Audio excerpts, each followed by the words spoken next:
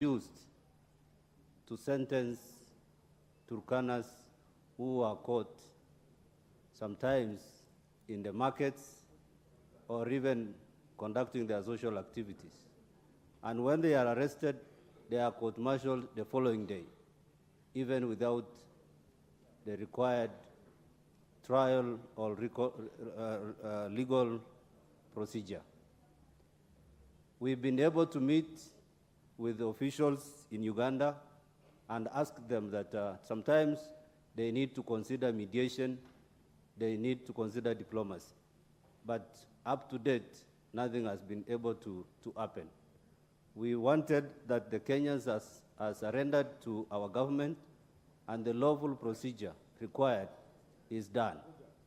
Just because Uganda to us is a friendly country and that Uganda to us is accommodating the interests of the Turkanas that are in Uganda. And therefore, we will ask that diplomacy, the Ministry of Foreign Affairs, intervenes and provides us the right procedure of handling this issue. Otherwise, Honorable Speaker, we are asking government of Kenya also that it provides access to water so that areas in Turkana South, in Turkana North, that have pasture can be used to resettle these Turkanas from Uganda. And this requires that we need to have dams, like the ones that have been constructed by government of Uganda, to also be replicated in Kenya, because the issue is there is no water for livestock, especially for pastoralists in Kenya. And that's why these people find their time, find their opportunity to get into Uganda. And this is a petition whose time has come, and it needs to open a debate on the same. I submit, Honorable Speaker, and thank you for this opportunity. Joseph, Minority Leader. Mr. Speaker, thank you for indulgence. Actually, this petition by the Honorable Kuja, who is my very good friend, raises fundamental issues. And I would want the Committee on Public Petitions, when dealing with this matter, to look broader. I mean, not just to focus on the issue of Turkanas being court-martialed in Uganda. Mr. Speaker, it's a fact that Uganda is a friendly neighboring country to Kenya. And Kenya and Uganda are like symbiotic twins. We can't do without one another, really, if you ask me. What I would have wanted to see happen is the inculcation of brotherliness and friendly approach to dealing with issues that would arise from time to time. Mr. Speaker, you know these boundaries that we have in this region, as indeed in the entire Africa, were created artificially by the colonialists. And when you go to those border counties, be it Turkana, be it Busia, be it Migori, name it, be it Marsabit, there are people who live across the borders, people who actually belong to one identity. And therefore, I would have wanted the countries in the region to be more humane when dealing with persons who come from neighboring countries and encroach into their territories. My brothers in Korea will tell you, that there's no difference between a Korea living in Kenya and a Korea living in Tanzania. Likewise, there's no difference between a Luo living in Nyatike, for instance, or Suna West, and a Luo living across the border in Tanzania. So this idea of brutalizing Kenyan citizens when they venture into neighboring countries needs to come to a stop. Is it because the Kenyan government has been too weak? What is it really? What is it that necessitates Kenyans to suffer these atrocities in the hands of our friendly neighbors? Take the case of Migingo Island. It's a sorry state of affairs, Mr. Speaker. Kenyans on a daily basis are being terrorized by security agents from Uganda. In fact, many times they are subjected to inhuman treatment. Inhuman treatment. As we speak, the Ugandan government has hoisted its flag on Migingo Island. I'm sure you know, Mr. Speaker, the history of this island controversy, having been Foreign Affairs Minister in the distinguished government of President Mwai Kibaki. Mr. Speaker, we must bring to an end this situation. It is unbelievable that tens of our brothers from Turkana nation can be court-martialed. Mr. Speaker, from my little understanding of court-martial, it is only done for military officers. I thought so. You don't court-martial a civilian. There is no evidence that those Turkanas are militarized people or are military people. They are basically citizens of Kenya going about grazing their livestock. So I think this petition by Honorable Akuja needs to be treated with utmost urgency so that we get to understand really what needs to be done to address the plight of our citizens who are suffering in the hands of our friendly and sister neighbors. Thank you, Mr. Speaker. Thank you.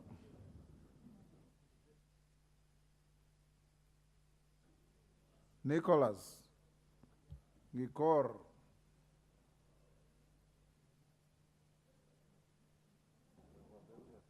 Give the mic to Nicholas.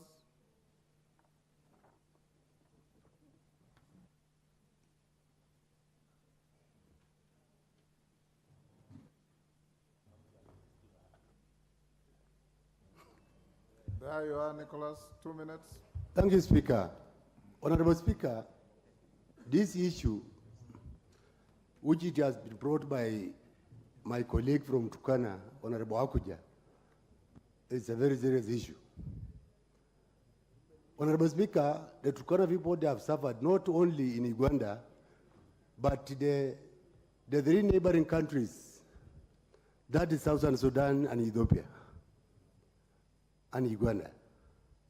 And all this is coming just because we are the only unlicensed military people who are guarding those borders. And we want the country to come clear, because since independence, the Turkana people are guarding the borders of Uganda, the borders of Southern Sudan, and the borders of Ethiopia without being paid. And we are paying tax. These people are suffering because we don't have military in those borders. When they go there, they meet the military from the other side of the three countries. But from our side, there's no military. What is the state of Kenya doing about those three borders? Because they are the Turkanas who are guarding those borders since independence today. And I am very soon going to the International Court to look for justice, because our men, they are suffering in those three borders. The reason why we are even few, our men, they are not doing their normal work. They are just at the border guarding the country. So, Honorable Speaker, very soon I will be going to court to seek for this, to petition the government for not giving us security in those three borders. And that's why our people, they are being court-martialed in Uganda. Last year, some people, they were taken in Southern Sudan just because they were grazing their livestock there. And those countries, they have the army at the border. But from our side, we don't have our security personnel there. So we need the government to take note on that. And this petition, it will not be taken slightly the way we normally take other petitions. It is the petition which talks about death, which talks about the way these people, they are being murdered there. Some of them, they are not even reported because those areas, they are remote areas. There's no government, a presence of the government along those borders. So, Mr. Speaker, I need this petition to be taken seriously so that these people can be given justice from the Uganda side. Thank you, Honorable Speaker. Thank you, Honorable. Yes, Asinyen, Women Rep Turkana.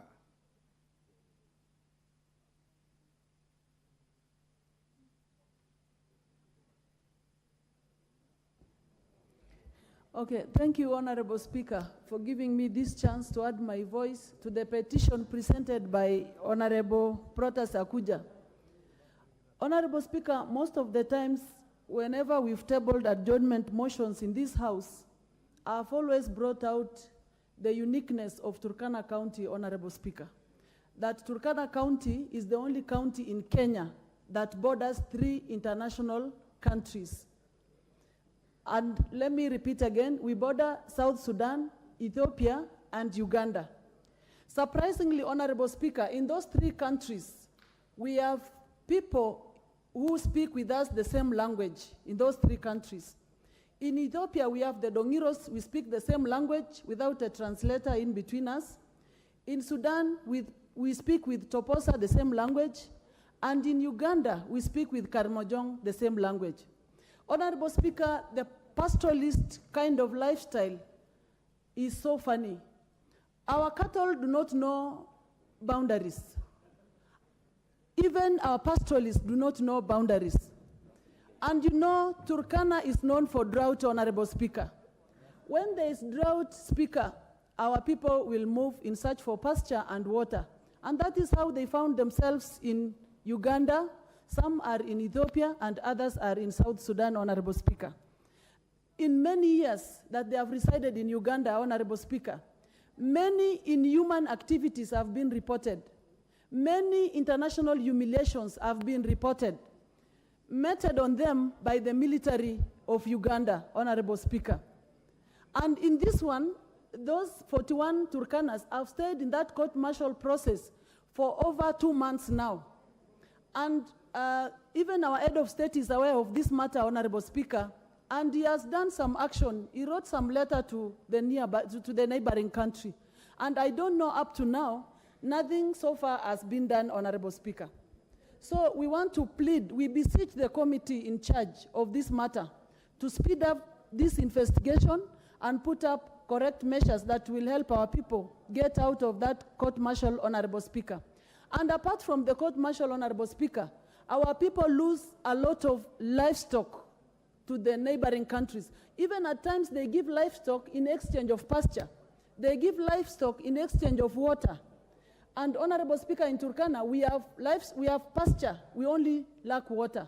And we want to plead with our government to make mega dams in some areas. We can direct them where these mega dams can be located, and then our people will not be crossing borders. And as Honorable Nkolong is putting it, Honorable Speaker, our numbers are shrinking because our people have gone to nearby countries in search for pasture, Honorable Speaker. In fact, in Uganda, we are in huge numbers. Over 50,000 Turkanas stay in Uganda, and they are adults without IDs. And as he's putting it correctly, we've been manning those boundaries, Honorable Speaker, without government presence. It is high time the Defense Committee, Security Committee, can you do your work? We need army deployment in those boundaries so that our people can rest. We have manned Kenyan boundaries for many years. And for that case, we might even need some compensation, Honorable Speaker. Thank you, Honorable Speaker. Now even those who are not interested are now interested. Kitayama. 2 minutes. Give the mic to Honorable Kitayama. The mic is also marginalizing me. Honorable Speaker, an injustice to any community that lives along the border is an injustice to all of us. Honorable Speaker, the Kuria people live both sides of the border of Kenya and Tanzania. What our brothers are going through is not unique. We have been suffering the same for a very long time. The only difference is that we have been able to find a way of living with this injustice and finding a way of talking to the leadership of the other side, the Tanzanian side, so that our people can get justice quickly. But, Honorable Speaker, that is not to say that the people of Turkana and Pokot should continue suffering this kind of inhumane act in a manner that cannot be handled by a government which we know is capable of doing it. Kenya is a regional leader in terms of peace within the region. We have done a lot of work in stabilizing the region. And for that reason, Mr. Speaker, it would be unfair that we appear weak when our own is attacked. Honorable Speaker, I sit in the Committee of Public Petitions. I know very well that this matter is going to come before us. And I want to assure my brothers and sisters that we will give this matter the utmost urgency, and we will deal with it in a manner that is conclusive, because it is not only that region that has a problem, but we have problems all over the country. And Mr. Speaker, it is not even only that. We have the International Boundary Alignment Committee, Mr. Speaker, tried to do some boundary alignment. A lot of land that belongs to Kenya has now been annexed into the neighboring countries. And it's soon going to create a diplomatic tiff, because, Mr. Speaker, that again is being ignored. And yet we know very well that land, being emotive as it is, we have families, Mr. Speaker, whose graves are on the other side of the Tanzanian border. And some are also on this side of the border. Mr. Speaker, this is a problem that needs to be handled holistically, not only of the 50 Kenyans who are suffering, but including the lives and property of our brothers and sisters along the Kenyan border, of all the borders of this country. Thank you, Mr. Speaker.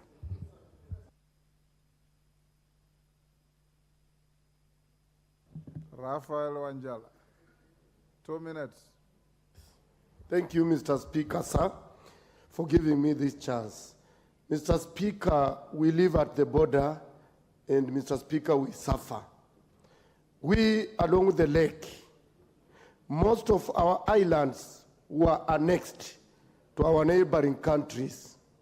And nobody, even the government, Mr. Speaker, I have seen even the former president, even the current president, going to our neighboring countries, talking to those heads of state. But the issue of the people along the border is never tackled. It's left at abeyance, and our people are being shot dead in the lake, the same way the Turkanas are being harassed on the other side. The same way the minority, the Koreans, are suffering on the other side. It has been a problem, Mr. Speaker, to live at the border. Kenya is a sovereign state. Kenya as a country has an army. Kenya as a country has been going out there and is very well known to be a good peacekeeper. Why have they left their boundaries without safeguarding their country? Mr. Speaker, we have carried all the Navy, put them in the Indian Ocean, and we have left Lake Victoria for the army from Uganda, which they have taken over. They have even taken over almost to Rusinga Island. Our people have no place. And you know, Mr. Speaker, Lake Victoria is a shared resource. But the Ugandans have denied the Kenyans to access the lake, even to do fishing in the lake. This is something a country as Kenya must now prioritize, that they safeguard their boundaries the same way the Tanzanians have safeguarded their country. Your time is up, Angela. You've made your point. Rosa Buyu, we must bring this to an end. Thank you, Mr. Speaker, for giving me this opportunity. Mr. Speaker, we know that boundary issues or conflicts arising from boundary issues are very, very emotive. But, Mr. Speaker, this afternoon, as we are talking about conflict from from other countries, showing aggression towards the Kenyan tribes, I'm thinking of what is also happening internally arising from boundary issues, Mr. Speaker. We know that currently we have conflicts at the borders of Kericho County and Kisumu County, the border with Nyakach and the Kalenjin community. Mr. Speaker, before we castigate our international friends, I think that we need to show constraints and we need to show good neighborliness even within our own borders of Kenya. we are having young people losing their lives for nothing else but because of theft of stock. Mr. Speaker, as we speak here today, we need to look on the inside first before we even go on the outside, because Kenyans are dying from being killed by Kenyans before we even castigate other people. Mr. Speaker, I call that we pay attention to that emotive issue that is currently going on with young people continuing to lose their lives. I thank you, Mr. Speaker. Thank you. I'll give the very last to Honorable Yusuf.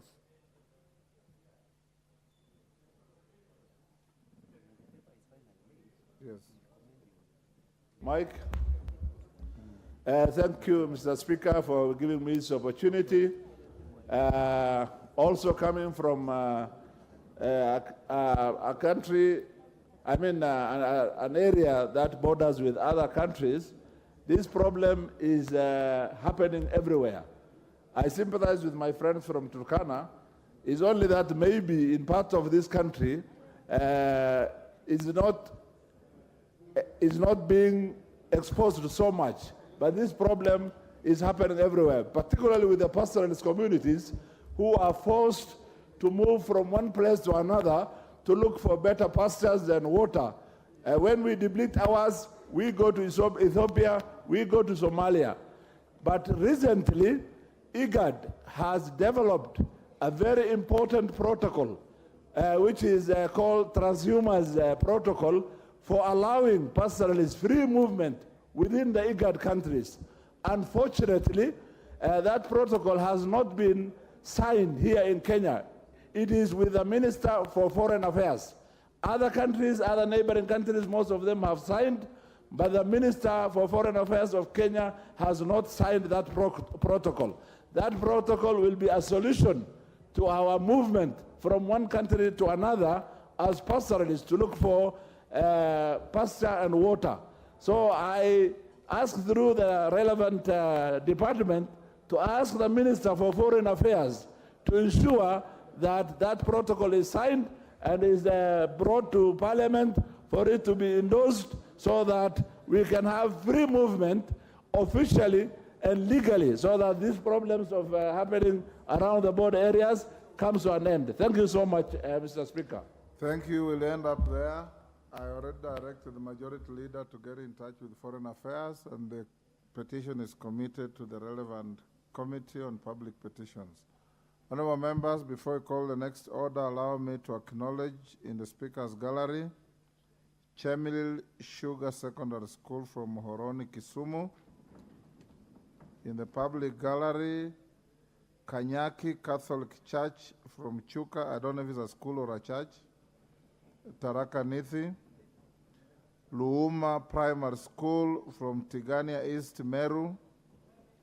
Gatori Primary School from Manyata, Embu.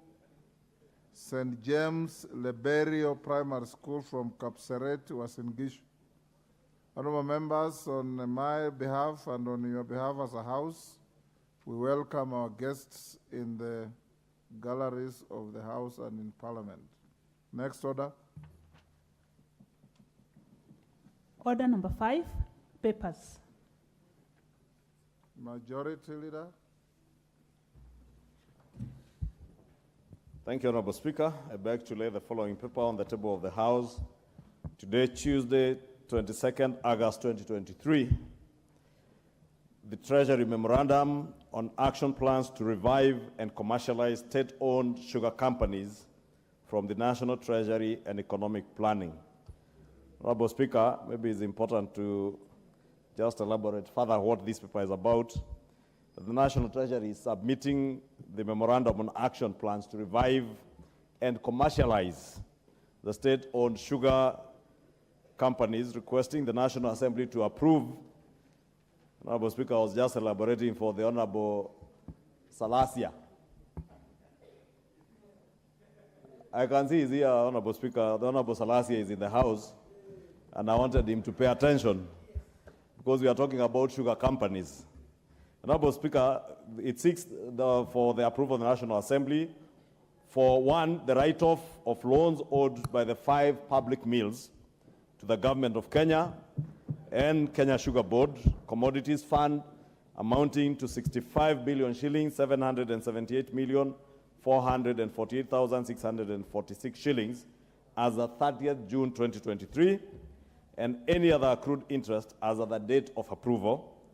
2, it seeks the approval of the National Assembly for write-off of the tax penalties and interest amounting to Kenya shillings 50 billion, 144,801,608 shillings as of 30th June 2023, and other accrued interest as of the date of approval. And 3, vacation of the privatization model approved by Parliament in 2015. And 4, leasing model for the 5 public-owned sugar mills, that is Nzoia Sugar Company, Chemelil Sugar Company, Miwani Sugar Company in receivership, Muhoroni Sugar Company in receivership also, and the South Nyanza Sugar Company. Thank you, Honorable Speaker. I wanted those members from the sugar belt to take note of those approvals being sought through that memorandum. I beg to lay.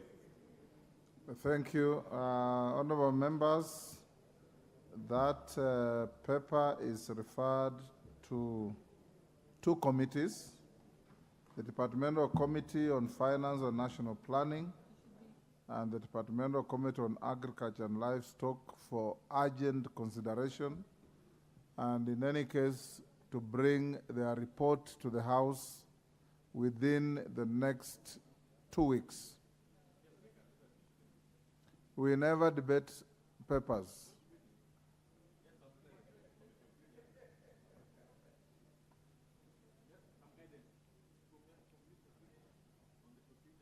Okay. 1 minute. Mr. Speaker, just some guidance from you would suffice on this matter. No, sugar is a very, very serious issue. It's an extremely important matter for especially residents of Western Kenya. Mr. Speaker, I hear you giving those 2 committees 2 weeks. Yes. And yet, even as we speak, we have got a sugar bill, which is currently being debated in this House. There is no conflict. There could be. You know why? You know, the sugar bill is the anchoring bill. When, if passed and accepted, it would become the anchoring act on all matters sugar in this country. So I would have imagined that any policy direction that would come from the cabinet or any other agency should be aligned to the Sugar Act if and when it is passed and assented to. So that's why I'm asking, yes. did it be in order, therefore, that you could post action on this paper pending the determination of this House on the very important sugar bill, which has been moved by my very good friend, Honorable Wangwe. Okay? In fact, you finished? Yes, I'm finished. Thank you. Yes. Honorable Wandai, in fact, this paper, I've gone through the sugar bill. I've gone through the paper. In fact, the paper is buttressing what Honorable Wangwe is prosecuting. And as a matter of information to you, I've directed the fast tracking of the sugar bill to be concluded in 2nd reading tomorrow and go to 3rd reading on Thursday. And this paper led by the majority leader, I thought as a leader from the sugar region, you are going to laud it, because when the bill becomes law, you want to take off with the sugar factories with nil balances on their balance sheets. And that is what is being erased from the balance sheets. Both commercial loans, interest, and tax penalties, which have no conflict with the content of the bill. I hope that rests your mind. He was not listening. Yes. Is that Milemba? You normally sit here. Yes, go ahead. What is it? Thank you, Honorable Speaker, and thank you for the direction you have given. True that I've gone through the sugar bill, and the paper being laid on the table will go a long way to actually help in actualizing what the sugar bill wants to achieve. And it's a milestone, especially from those coming from the sugar growing areas, because for the longest time what has been hurting those sugar factories are the debts And for the first time, I want to thank the Kenya Kwanza government for having decided to write them off. That's a thorough milestone for the farmers in those areas. And therefore, as we look forward to the sugar bill, this will go a long way to help in making sure that as the sugar board comes in place, there are no debts, there's no any hanging rope on the sugar factories that we have. Furthermore, Honorable Speaker, it removes the burden of having originally decided to privatize the factories so that the communities in those areas are still holding on the ownership of the land, which is enormous, around the sugar factories themselves. Very good paper laid on the table of the House. And Honorable Speaker, let's all support the sugar bill as it goes through this House. And thank you very much for fast-tracking it for the sake of the many sugar farmers who are now complaining and suffering because, as we talk now, the sugar factories have been shut. Thank you, Honorable Speaker. Okay. Thank you, Honorable Melemba. I think we can end there. The two committees is Mutunga in the House and Kimani. You have 2 weeks to bring your report back here. When we deal with the next issues, even during recess, we want this matter out of our way. Next order. Yes, Jared Okello, what's the problem? What's out of order? I thank you very much, Honorable Speaker, for the opportunity. From the outset, allow me to welcome Chemelil Academy on behalf of we have already passed that. Muhoroni. On behalf of Muhoroni MP, who is not in the House, Honorable Speaker. Honorable Speaker, the matter that I would want to raise with you and seek your indulgence and direction on, we cannot properly underscore the role that is played by the Kenya Rural Roads Authority, Honorable Speaker. Honorable Speaker, some of the roads under the maintenance of KERA, as we commonly call it, are much better than those that are done by county government in lots of respects, Honorable Speaker.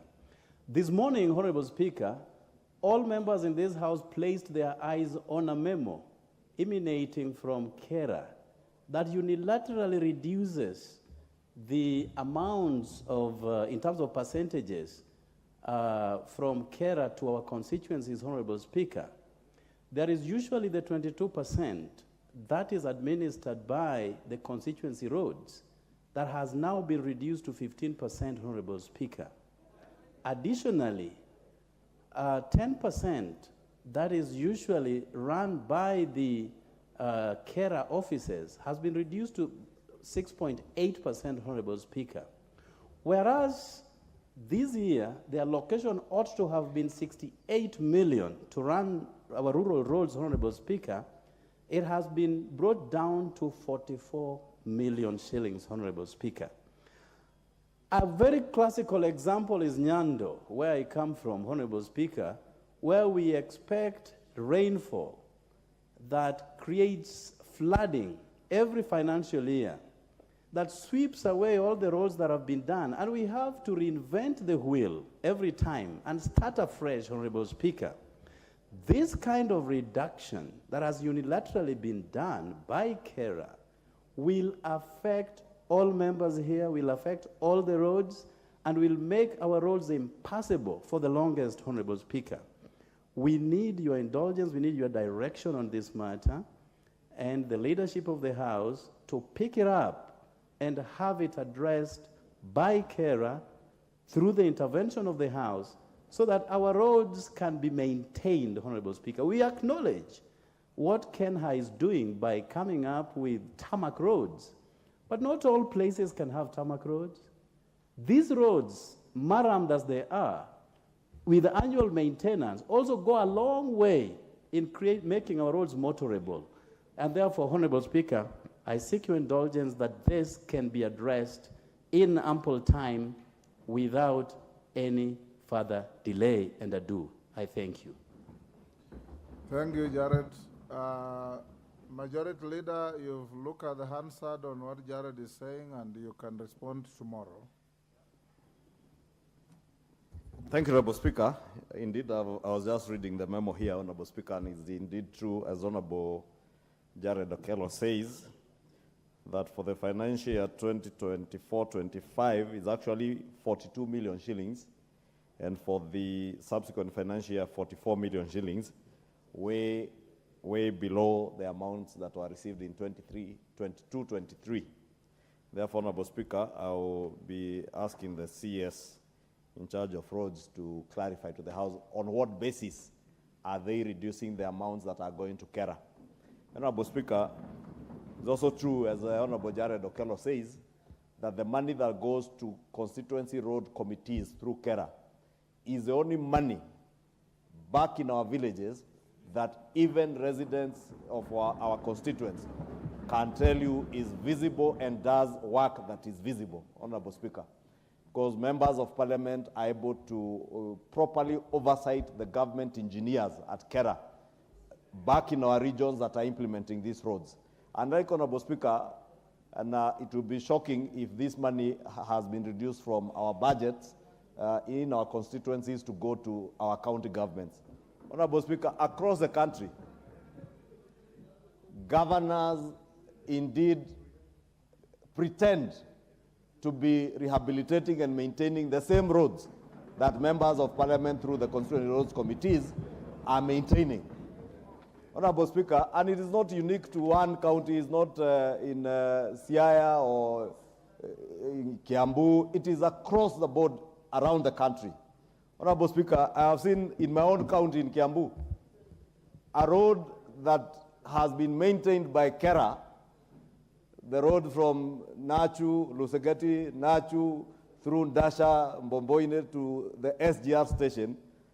The governor pretends to be maintaining the same road, comes and grades the road and leaves the people suffering under a hail of dust. And what he's doing is to pretend that he's digging up maram in the neighborhood. And since time immemorial, since the colonial times, when the white settlers settled in the Kikuyu White Highlands, there has never been any discovery of maram. What they are excavating from Kikuyu, Honorable Speaker, is basically soil that looks like maram. And they pretend that this money, this soil that they are now excavating is going to maintain roads, Honorable Speaker. Therefore, a matter of concern, not just to the member for Nyando, but to the people of Kenya. Because the people of Kenya will tell you they get absolutely no value for the money that goes towards maintenance of maram or non-bitumen roads in their backyards, other than what they see Kera doing, Honorable Speaker. And therefore, we must make sure the Cabinet Secretary and indeed the Director General Kera allocates more resources out of the fuel levy to the CRC of the constituency road committees, because that is where people get value for money. And Honorable Speaker, it only happens that because members of parliament are not implementers of these projects and they have no executive authority, so they are able to meaningfully offer real oversight. Unlike the situation for governors, where they are the executors and the implementers of these projects, and therefore they are more keen on deriving kickbacks from contractors than actual delivery of services. Honorable Speaker, Kenyans will tell you, members of our county assemblies, Honorable Speaker, have to kneel before their governors so that they get deals to maintain maram roads. Honorable Speaker, these things, Honorable Speaker, must come to an end. And Honorable Speaker, we had this engagement in the House Business Committee this morning on our role as members of parliament. The next time you ask the CS roads to appear before this House, you must also seek to know what roads are being maintained by county governments, what is the classification of the roads that are under county governments in each of your counties, and which ones are under Kera, how much money is going towards maintenance of these maram roads, Honorable Speaker. Because again, Honorable Speaker, you'll be shocked. In the last 2 or 3 months, close to 11 billion shillings has gone to the maintenance of these dirt roads, Honorable Speaker. You can imagine 11 billion shillings, how many kilometers of roads 11 billion shillings would tarmac. Honorable Speaker, you heard the President the other day speak about a lady who could not move from procurement in Kera, and how powerful that lady was supposed to have been because of the corruption that pertains around the road sector, Honorable Speaker. And I want to improve, even as we seek to have more resources, please make sure in your own counties and in your own regions, you offer proper oversight so that people don't use soil in the pretext that they are maraming roads. People don't grade roads that have already been done and pretending to be maintaining the same roads, so that people back in the constituency are able to see value out of the money that has been allocated to maintain these roads. And Honorable Speaker, with that, let me commit that I will indeed pick up this matter with the Cabinet Secretary and Kera, so that they may come and tell us why is money going to roads maintenance reducing. Because the secret behind having good roads is maintenance, Honorable Speaker. If we don't maintain our roads, even the low volume roads that we are doing, and part of this money that goes to CRC is what is used to maintain the low volume roads that were done 3 years ago. Those roads that were done 3-4 years ago today, you can't tell they have a tarmac because of non-maintenance. So if we don't maintain our roads, Honorable Speaker, we'll just be wasting money building new roads. Thank you, Honorable Speaker. Next order. Order number 6, notices of motion. Order number 7, questions and statements. Women Rep Kisi, you sought permission to make a short statement. I'll give you 3 minutes.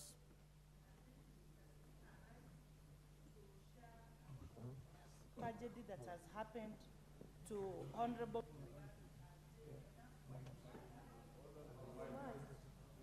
Can you use a working microphone?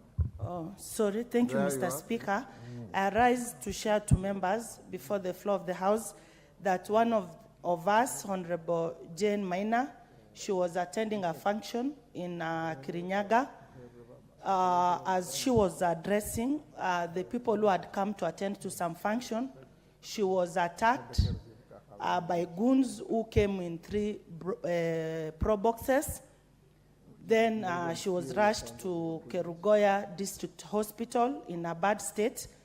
I went to see the Deputy Sergeant at Arm, Mr. Musinde, to ask for her to be evacuated to Nairobi through air, bearing the fact of the situation in which she was. Unfortunately, she was not assisted. She came by road. As we speak, she's being attended by the doctors at the emergency wing of Nairobi Hospital. When I tried to ask the guy who rang me what the issue was, the guy told me that she had gone to inspect some water project which had been closed by the area governor, and the people who came were the Kanjos, the way the guy was explaining. And they wanted to chase her away from that place. When it didn't happen, that's when they called for more people to come and evacuate her. In the process, she was badly injured. I felt I should share to members because it's not a good thing. Any fight to any member of us, it can also happen to us, Mr. Speaker. It is very wrong. I appreciate for the time. Thank you, Donya. Next time you have such, you don't tell the sergeant, you tell the clerk. The clerk has better capacity to airlift a person, a member, than the sergeant. Majority Leader? Honorable Speaker, let me thank Honorable Doris Donya for raising that issue. And it is indeed true, Honorable Speaker, I also got word of the attack by some people in Kirinyaga, on the Honorable Member for Kirinyaga County. And I did get in touch just before House business with the clerk's office, and he detailed the sergeants to get an ambulance to Kirinyaga to pick her up from our medical service providers. And indeed, Honorable Speaker, I can confirm that the ambulance did go to Kirinyaga to pick her, and she was on her way. The last time I checked, they were still on the way to Nairobi. And let me just take this opportunity also to thank the clerk and the Chief Sergeant at Arms for the quick action to evacuate her. and I'm told she's in stable condition, and we wish her quick recovery, Honorable Speaker, and I hope that the police and the other investigative agencies will be able to investigate to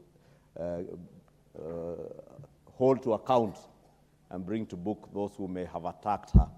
Honorable Speaker, thank you.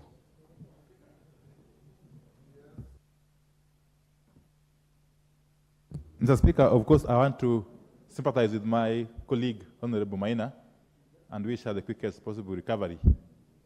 But arising from the remarks by Honorable Doris Down, it would appear that the Honorable Maina, without really speculating, it would appear that Honorable Maina was attacked by goons who came in what she called pro boxes, and that these goons were supposedly working on behalf of the county government of Kirinyaga, probably the governor, of course. Mr. Speaker, we must condemn violence in all its shades and forms. Violence is violence, whether it happens in Kondele or it happens in Kerugoya. Mr. Speaker. So this atrocity which has been meted against our own colleague by the county governor of Kirinyaga or her agents, it needs to be investigated very, very expeditiously and stern action taken against the financiers and the perpetrators of this heinous act. I saw the lady, the young MP, Honorable Speaker, Honorable Maina, she's my friend also.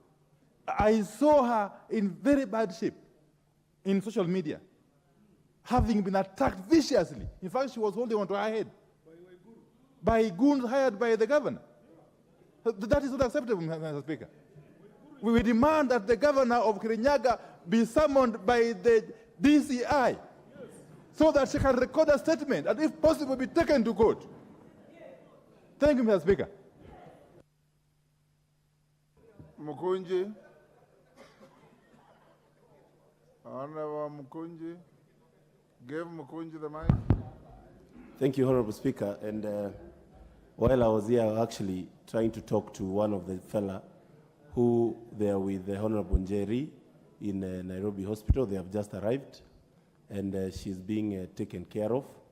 But Honorable Speaker, I want to say that having been explained what has transpired, we just say thank you to God that Honorable Njeri is alive, and she's going to recover well. And Honorable Speaker, this brings this House to a serious conversation on the health of our politics when it comes to women.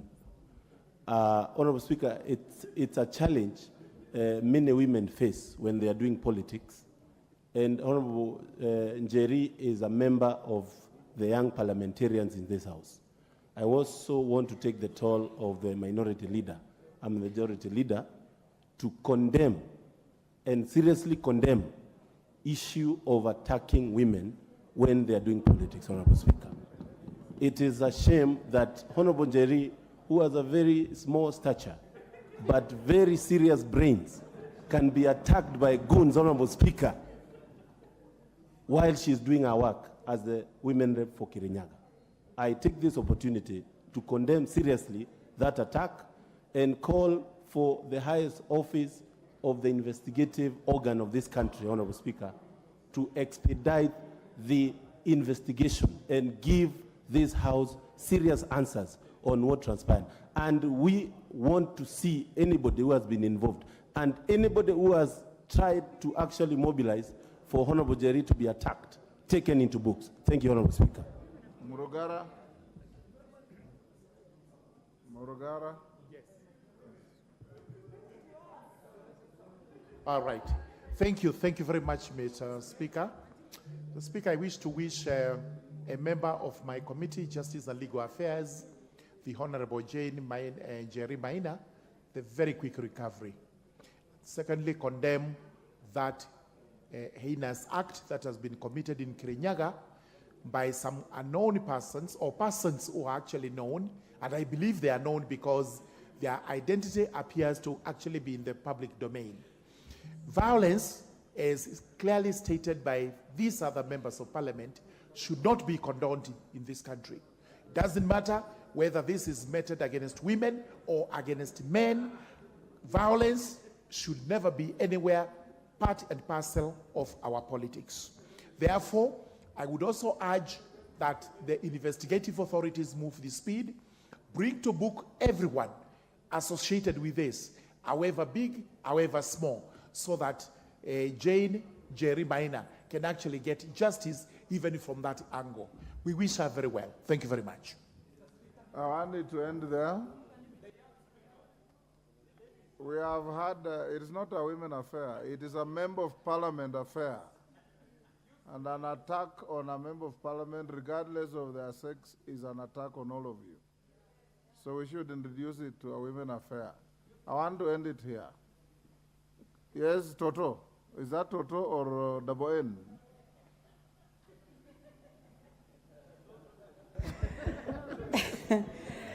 Thank you, Honorable Speaker, for the opportunity to also raise my voice.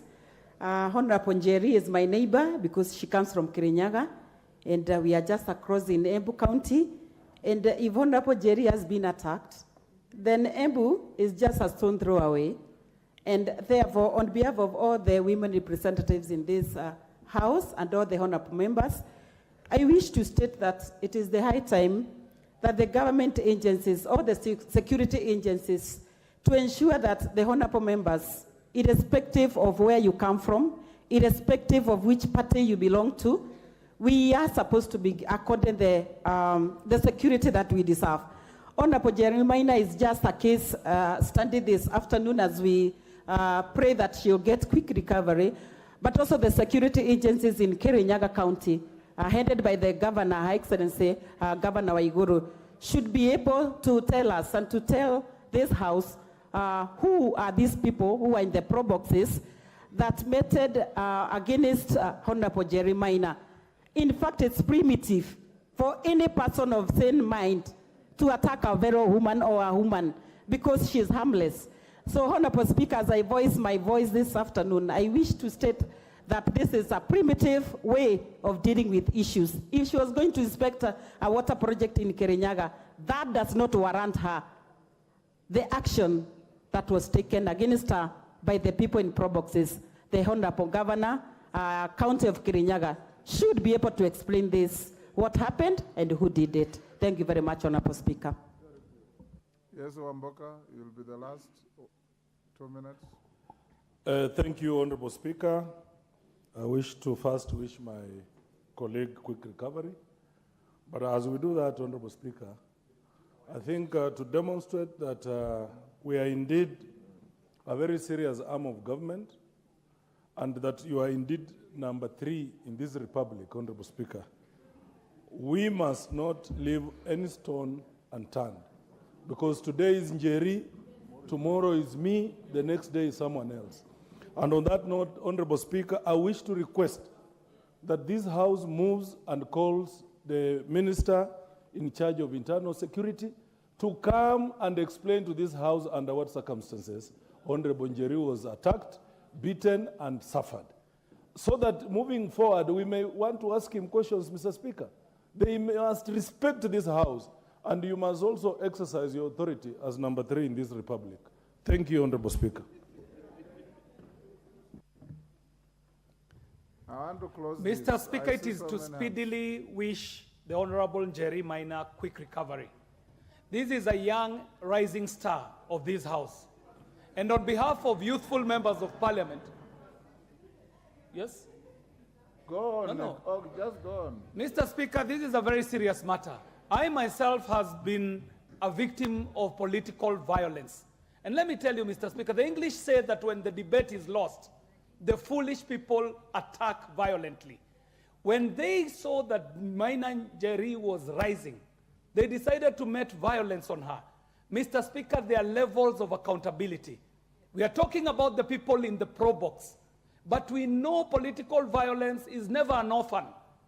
Every act of violence that is political is a sponsored act. So as we dig to find out who these people in pro box were, we also need to find out who has sponsored them. And the accountability has to go to the highest level of this sponsor, Mr. Speaker.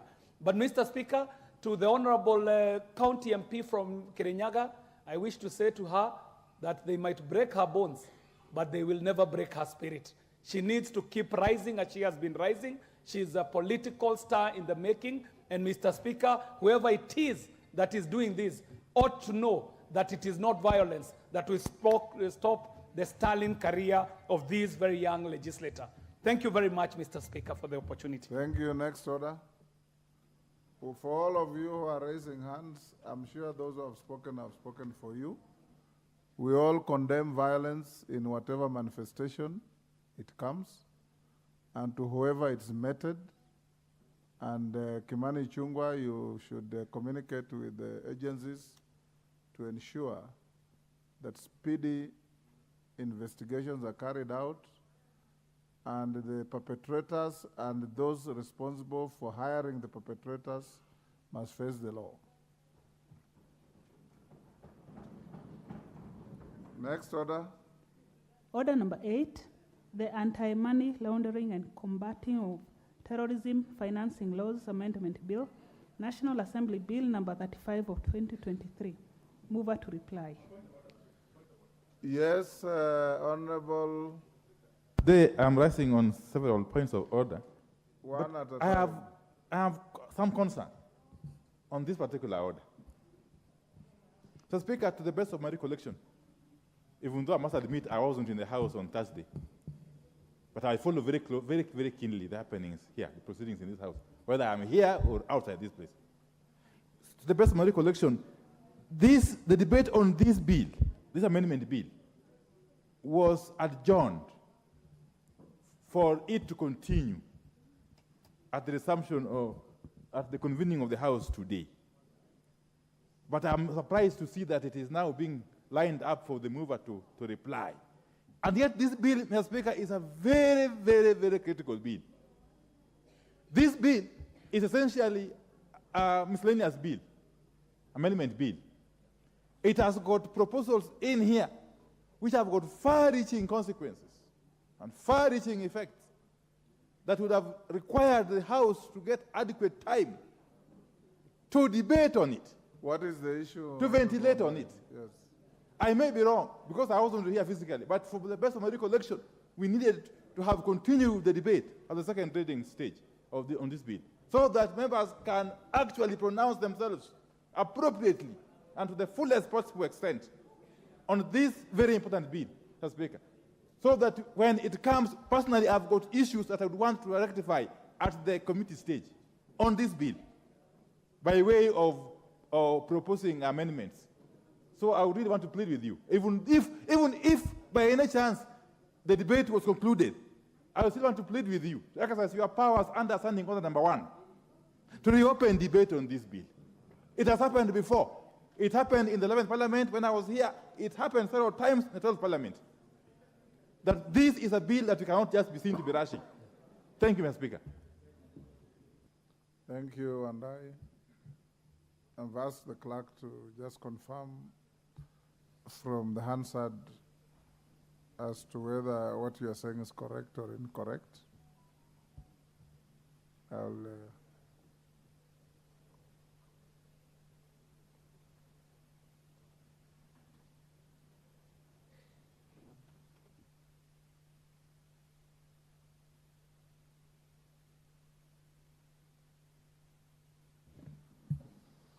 in fact, Honorable Wandai, this matter came up in House Business Committee, where again you are not there today. And we discussed it extensively. It was raised by Honorable T.J. Kajwang. And there was no issue as to whether it was incorrectly closed in debate.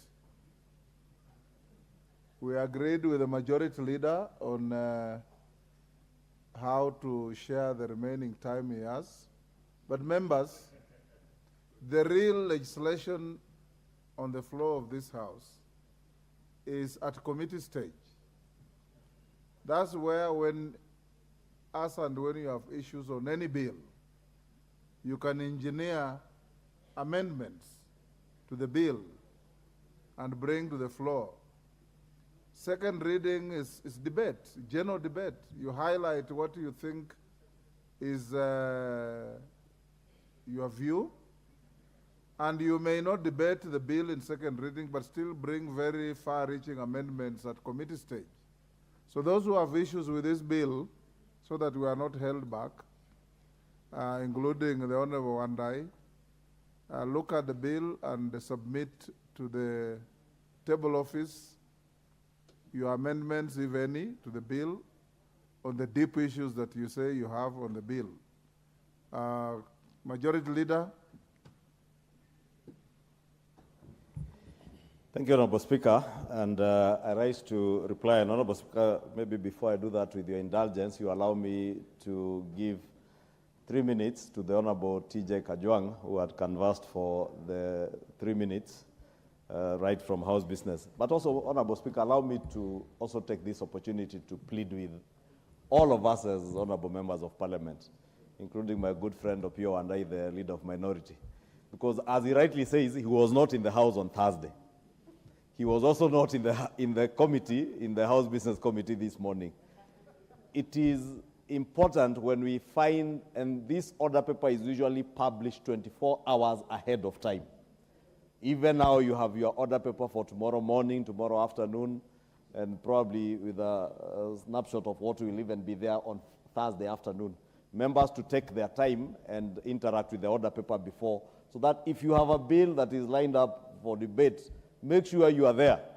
Otherwise, don't come and ask us to reopen debate on what others sat here until late hours in the evening to debate. With that, Honorable Speaker, allow me to donate 3 minutes to Honorable TJ Kajwang. CJ.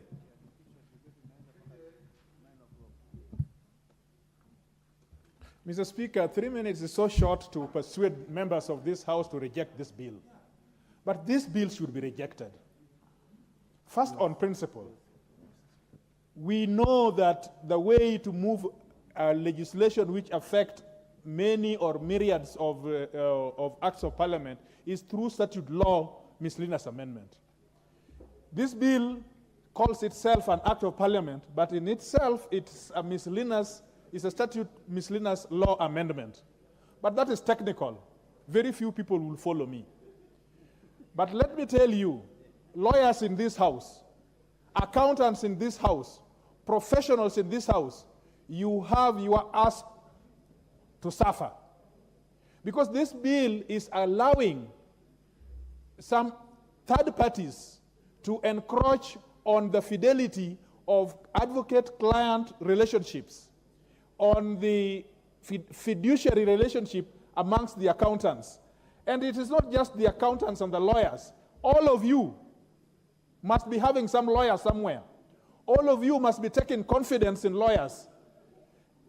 This bill, if passed, will allow people to intrude in your accounts and will allow people to know what you are discussing with your lawyer. It is so short a time to explain myself, but members, I can tell you, the speed by which this bill is going, you can know that there is more that meets the eye. Those other foreign institutions, whatever you want in Kenya, please don't do it through this House. And we know, we have information that the foreign powers are using this House to bring their own agenda. If in America there is no terrorism, there is no comparative act. In UK I checked, there is no comparative act. But you are being forced today to pass a legislation called itself terrorism, for you to open yourself with your lawyers and with your professionals so that you open yourself to the world. Please, please, members, it is time for the mover to reply. But in this short period of time, I urge you to look at this bill keenly, vote wisely, because if you don't do it, you are, in essence, playing to the gallery from the West. I thank you, Mr. Chair. Majority Leader. Thank you, Honorable Speaker. Honorable Speaker, I know many members who are not there on Thursday are seeking a minute, but if I donate, I think I'll donate all my time for reply. And I want to beg that they allow me to reply. And Honorable Speaker, many of the members who spoke on Thursday in support of this bill And I don't remember a single member opposing this bill during second reading, Honorable Speaker, and let me take this opportunity to thank them. As I thanked the chair of the Jailer Committee and the Committee on Finance in their quick consideration of the bill. Honorable Speaker, I hear some of the reservations being expressed. And if the Honorable T.J. Kajwang was here on Thursday, and indeed a few other lawyers that I see in the House, like the Honorable Kaluma, who was begging for 1 minute to reply, and the upcoming lawyer in Honorable Opio Wandai, indeed, the concerns that you are raising, the concern that the T.J. Kajwang has raised, I indicated on Thursday, and the mover of the bill indicated on Thursday, that when, and I'm happy that the Honorable T.J., the Honorable Kaluma, the Honorable Pio and I were with me in this House in the last Parliament when we vehemently opposed some of the provisions that were there in the Pokamla Act, or the Proceedings of Crime and Anti-Money Laundering Bill, which eventually became an Act of Parliament. And lawyers through LSK went to court over some of those provisions. And indeed, when this bill was published, LSK, and the same was mentioned this morning in the House Business Committee, did engage with the Attorney General, and they have indeed signed an out-of-court settlement and agreed to the current provisions of this bill as it is, because all the issues they had raised in terms of what lawyers are able to disclose to the reporting authorities, and not just lawyers, even accountants like myself and many other professionals who have information that is not public information between a client and their lawyer, or a client and their accountant. All those issues have been taken care of in this bill, Honorable Speaker. Honorable T.J. Kajwang, what is your point of order? Mr. Speaker, sir, in this House, people are bound to truth and to verify their information that they have. I know that the majority leader must be having more information that has not been divulged. Would he be able to lay the order, this court order, on the table for us to verify? Because I sit in a relevant committee that is handling this matter, and stakeholders, including the Attorney General and Law Society, have appeared before us, but never has an order been put before us in which they seem to be agreeing to the disposition of this dispute. Could he present for us this order? Honorable Speaker, you know, I'm not a member of the Jailer Committee, but the Honorable TJ is a member of the Jailer Committee. He was seated in the committee when this consent was tabled before the committee, and the chair of the committee can confirm. And he was in committee. Therefore, Honorable TJ, if you want me to table any document, just go through your report of the Jailer Committee. The documents are there.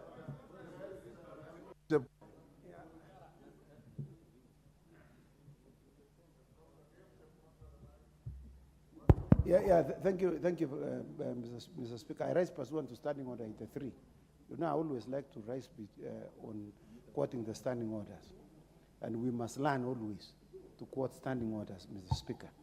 Mr. Speaker, we are talking about a matter. You know, I'm a former chair of Justice and Legal Affairs. If I was the chair, which I am not, Mr. Speaker, the Honorable Murugara is here to confirm. And I don't know why he's keeping quiet and he's not saying anything, Mr. Speaker. Can I donate my point of order to him?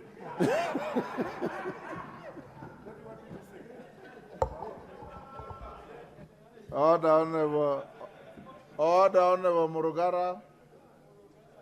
That donation is absolutely illegal and is not capable of being. Kimani Jungo endelea. Thank you, Honorable Speaker. I think in this House people are becoming increasingly creative. Now there is even donation of points of order. And I'm sure the Honorable Chepkonga was just eager for the Honorable Murugara, but I had consulted him, Honorable Speaker, to confirm. And that's why Honorable Speaker was saying it is important that as diligent legislators, we sit through meetings, even meetings of committee. Because the Honorable TJ might have signed at the committee and did the obvious and didn't have the opportunity to see the documents that were tabled before the committee. Honorable Speaker, I was saying those issues have since been addressed. And even for accountants like myself, Honorable Speaker, I had issues with certain provisions, and I must thank the lawyers in this House who in the last parliament stood with us, accountants, because the lawyers were more than us. And I remember they were led then by the Honorable the Honorable Kaluma, the member for Homa Bay Town. And we were able to raise issues, and even when the bill passed, they went to court. But I'm certain now that those issues have been adequately addressed. This bill is good for this country. And it's also true, Honorable Speaker, that anti-money laundering laws are not laws that are forced on any country by anybody. They are to protect our financial systems against abuse, Honorable Speaker. Honorable Speaker, we cannot make Kenya a safe haven for criminals. And it is indeed true, Honorable Speaker, we have suffered the most, especially on financing of terrorism, Honorable Speaker. Terrorists are financed by people who imagine that our financial systems are so porous for anybody to be able to finance anyone to do anything. And that is how in the past, Honorable Speaker, before the enactment of this Pokamla Act, people were able to finance terrorists that visited and told suffering and death to our people. These will be things of the past if this act is, this bill rather, is approved by this House and becomes an act of parliament, because it further strengthens the laws that are already existing, Honorable Speaker. Honorable Speaker, as I mentioned, there are few issues, other issues. I know there are issues that a few members raised on the issue of extradition, making anti-money laundering offenses, extraditable offenses. Honorable Speaker, it's also true, you have seen, I think it's the island of Jersey, seeking to extradite a former cabinet secretary and a former CEO of a state parastatal from this country to face charges on crimes of corruption involving companies, I think, that were domiciled in the Jersey or in the UK.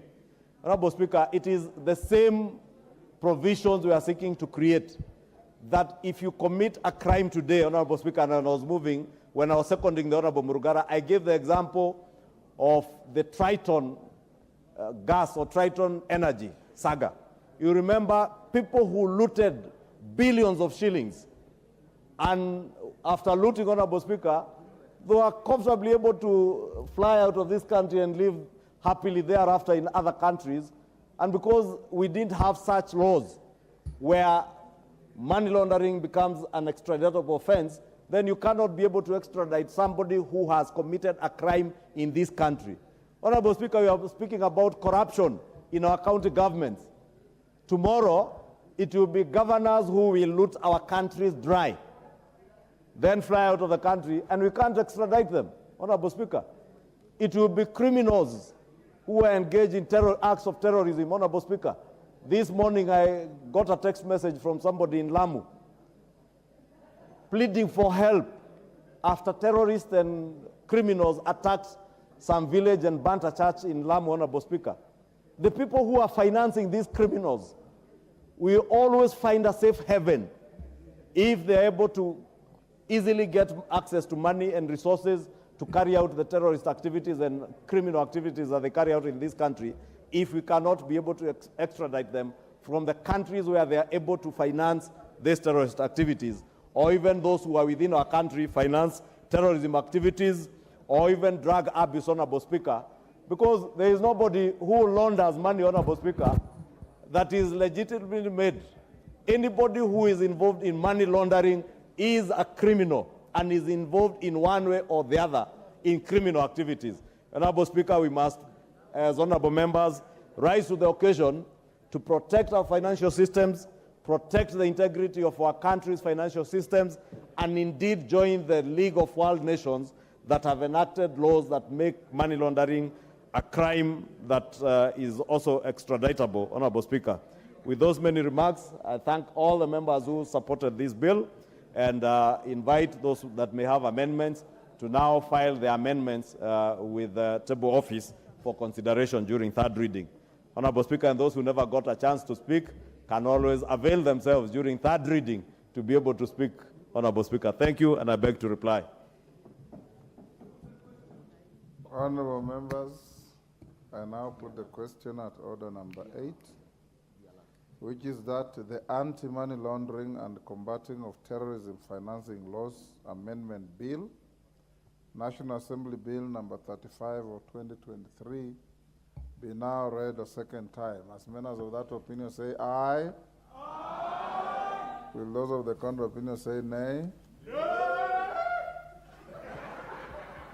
The ayes have it.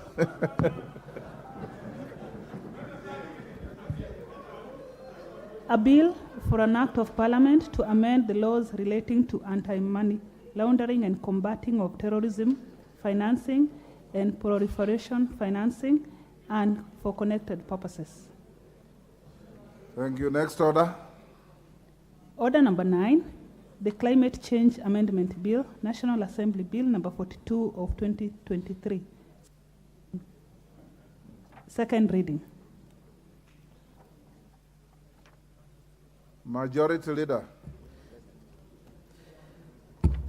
Thank you, Honorable Speaker. Honorable Speaker, beg to move that the Climate Change Amendment Bill, National Assembly Bill number 42 of 2023, be now read a second time. Honorable Speaker, we are at a time and an age where climate change, Honorable Speaker, is here with us, and issues to do with climate change and climate control, Honorable Speaker, are things that many of us used to read about and watch on CNN and other international news channels without being able to relate firsthand with the issues that confront us as a country and as a people living in the world. Honorable Speaker, we've just come out of a drought that was billed as the worst drought that this country ever had in the last 40 years. And many people in that space of climate change and environmental conservation will tell you that it has a lot to do with climate change and global warming. Honorable Speaker, allow me to begin by thanking the Chair of the Environment Committee, the Honorable Gikaria, and all members of the Environment Committee for expeditiously being able to consider this bill and listening to many players. Honorable Speaker, because this bill touches on issues to do with carbon credits and carbon credits trading, I know it has attracted a lot of attention from many players in civil society and others, Honorable Speaker, being environmentalists who are keen on carbon credit trading, Honorable Speaker. And I must thank all the active players stakeholders who have appeared before the Environment Committee, given their views, and also many others who appeared before the public participation exercise that was being done by the Ministry of Environment. As I thank also the Ministry of Environment for having considered lots of memoranda from members of the public and other stakeholders. Honorable Speaker, as I said, climate control and climate change is governed around, or rather, is governed around three key treaties, which Kenya is a signatory. And, Honorable Speaker, one of those treaties is the United Nations Framework Convention on Climate Change, which we joined, or Kenya joined, in 1992. And, Honorable Speaker, the objective of this convention was to curb and stabilize greenhouse gas emissions in the atmosphere. The second protocol is a Kyoto Protocol, Honorable Speaker, that Kenya became a state party in 1997. Honorable Speaker, one of the key distinctions between the Kyoto Protocol and UNFCCC, or the United Nations Framework for Convention on Climate Change, is that while UNFCCC encouraged industrialized countries to stabilize greenhouse gas emissions, the protocol committed the countries to operationalize to do so, or rather, the protocol committed the state parties to operationalization of the UNFCCC commitments. by committing industrialized countries and economies in transition to limit and reduce the greenhouse gas emissions in accordance with agreed individual targets. Honorable Speaker, the Kyoto Protocol, however, failed to stem the flow of global emissions, and the protocol further failed to equate emissions reductions with economic opportunities, and some countries grew to view mitigation as a very costly punishment. And the Kyoto Protocol required only developed countries to reduce emissions. In 2015, however, the countries agreed on yet another legally binding climate treaty, and that is the Paris Agreement. And the Paris Agreement recognized that climate change is a shared problem and called on all countries in the world to set to emission targets. And indeed, Kenya was not left behind, and we have set our own emission targets.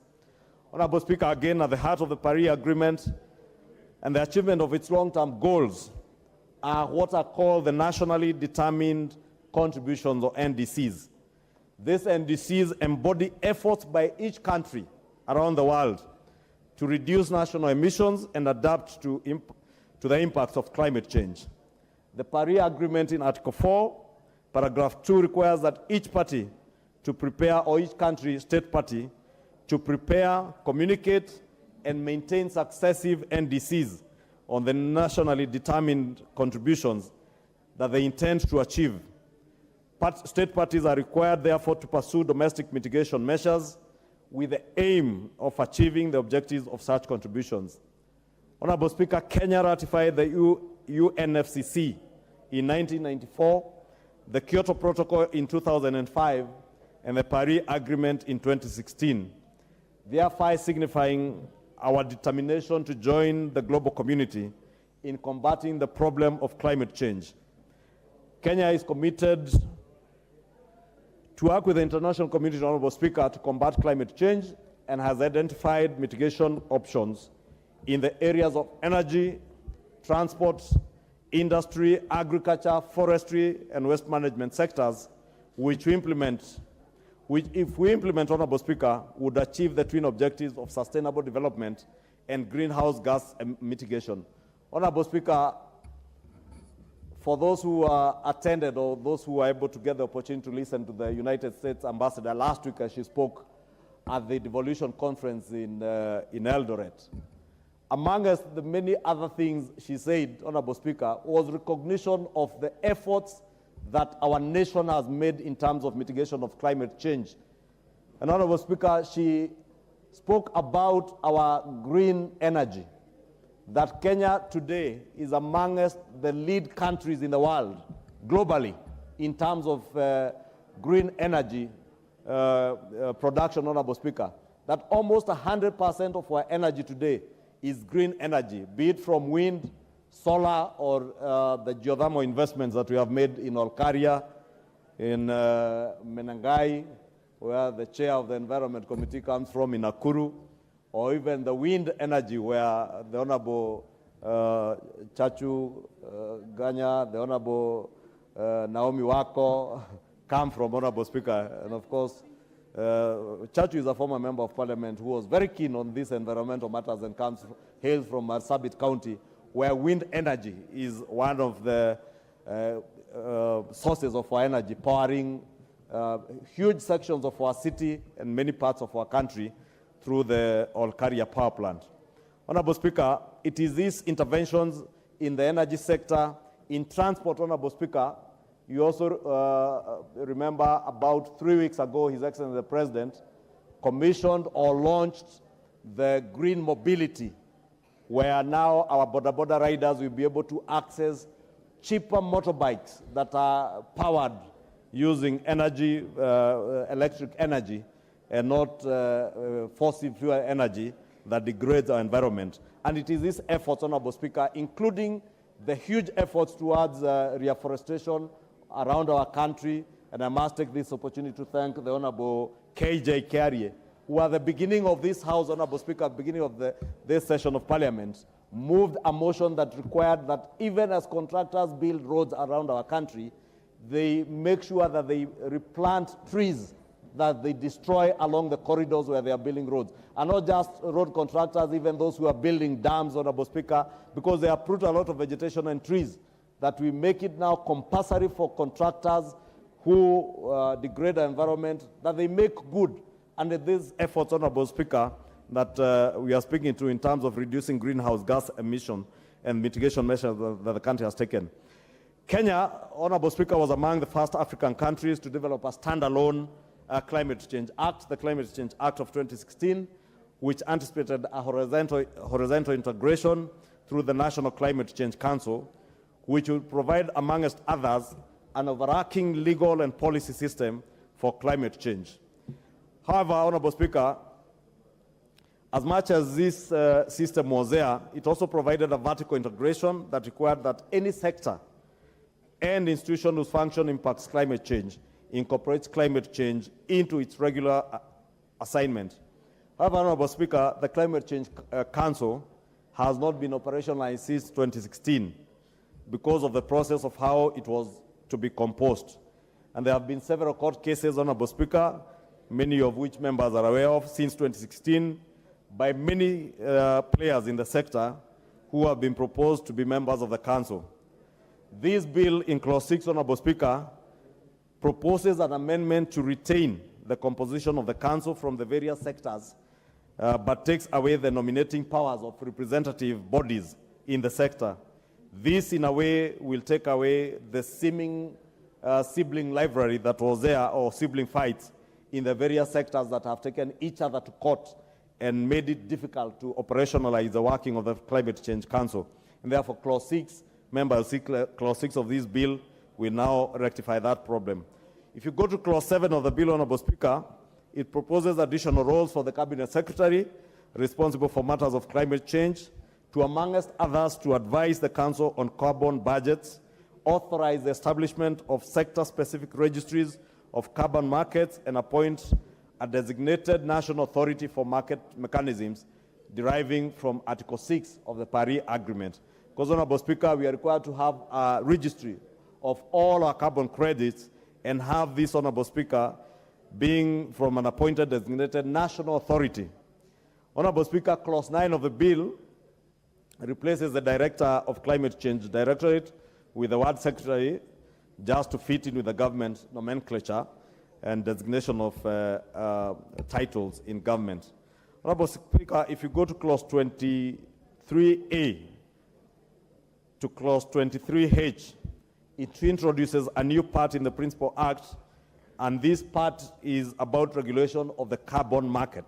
Honorable Speaker, that's why I said at the beginning that there has been a lot of interest, especially from people in the civil society and other interested parties, stakeholders who are already trading the carbon markets, or rather carbon credits market, and we now must be able to regulate. And clause 23A to 23H is now a new part of the act that will deal with the regulation of carbon markets. Honorable Speaker, as I mentioned, the Paris Agreement anticipated that the Secretariat of the UNFCCC will work with state parties, and state parties were required to prepare, to communicate, and maintain what I refer to as the NDCs, on the nationally determined contributions, in line with the Article 4 of the Paris Agreement. All the state parties, including Kenya, are therefore required to designate a national authority, as I've said, for the mechanism of carbon markets, which is a mechanism under Article 6 of this Paris Agreement, and to communicate this designation to the Secretariat. This designated national authority, anticipated by the Paris Agreement, is carried under this proposed amendment and will be appointed by the Cabinet Secretary as highlighted in clause 7.2a. The functions of the designated national authority will be to maintain, amongst others, the function of the designated national authority, Honorable Speaker, will be, amongst others, as contained in clause 7.2b, to maintain the national registry. This is in line, is to ensure that Kenya meets its international obligations, both on NDCs as well as under Article 6 of the mechanism.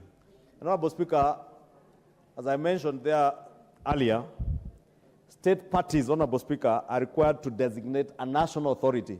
And I know this is one of the areas where there has been a contention because there are other interested players who want to be the ones who are designated to maintain the registries for our carbon credits.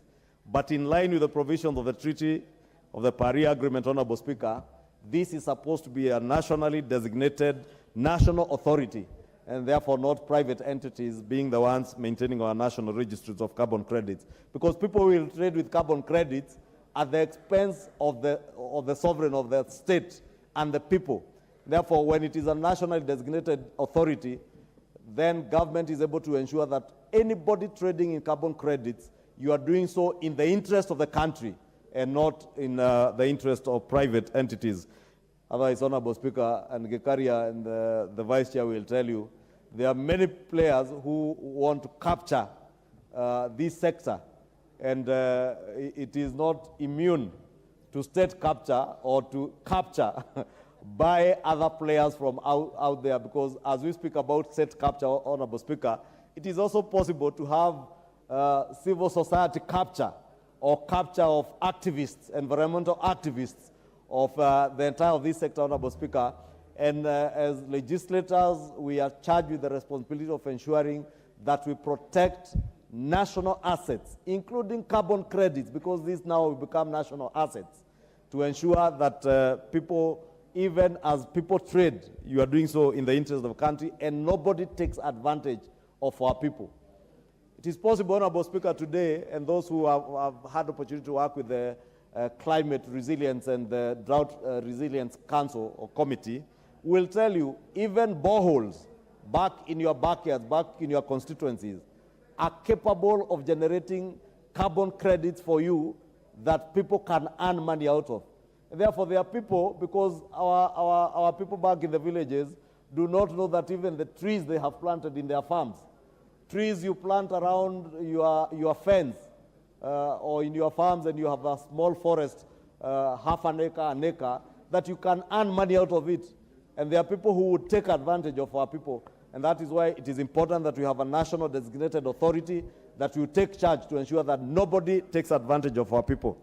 Honorable Speaker, this designated national authority will therefore be a public body and not a private entity, Honorable Speaker, and that is just what I was trying to overemphasize, which will indicate and report to the Secretary of the UNFCCC how the engagement of Kenya in Article 6 mechanisms, which is the carbon market framework, contributes to Kenya's sustainable development and helps us to alleviate poverty, and how these activities, projects, and any associated emission reductions would contribute to Kenya's achievement of its NDCs and long-term goals of the Paris Agreement. Honorable Speaker, is some of those issues I'm speaking to. When you sink a borehole and you're earning carbon credits to it, we should be able to see through this national designated authority how that impacts in alleviating poverty amongst our people, how it impacts in terms of being safeguarding sustainable development of our country and our neighborhoods.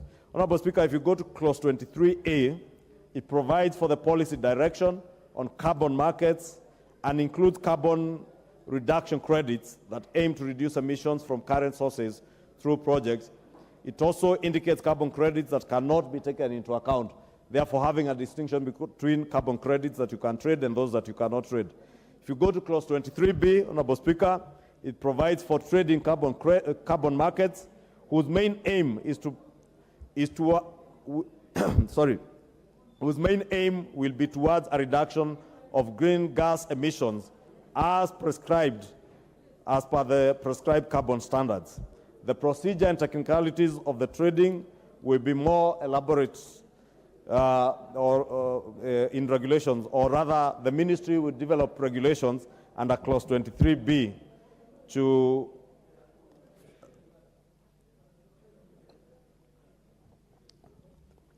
Thank you, Honorable Naomi.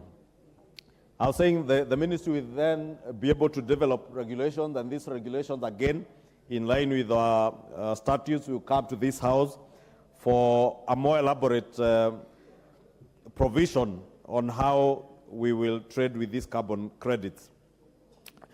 Clause 23C provides for the participation in carbon markets, which would include as a result of bilateral or multilateral agreements in line with Article 6.2 of the Paris Agreement, or as a result of trading with private entities, or in a voluntary carbon market as under Article 6.4 of the Paris Agreement, which will require reporting of the UNFCCC Secretariat by the designated national authority.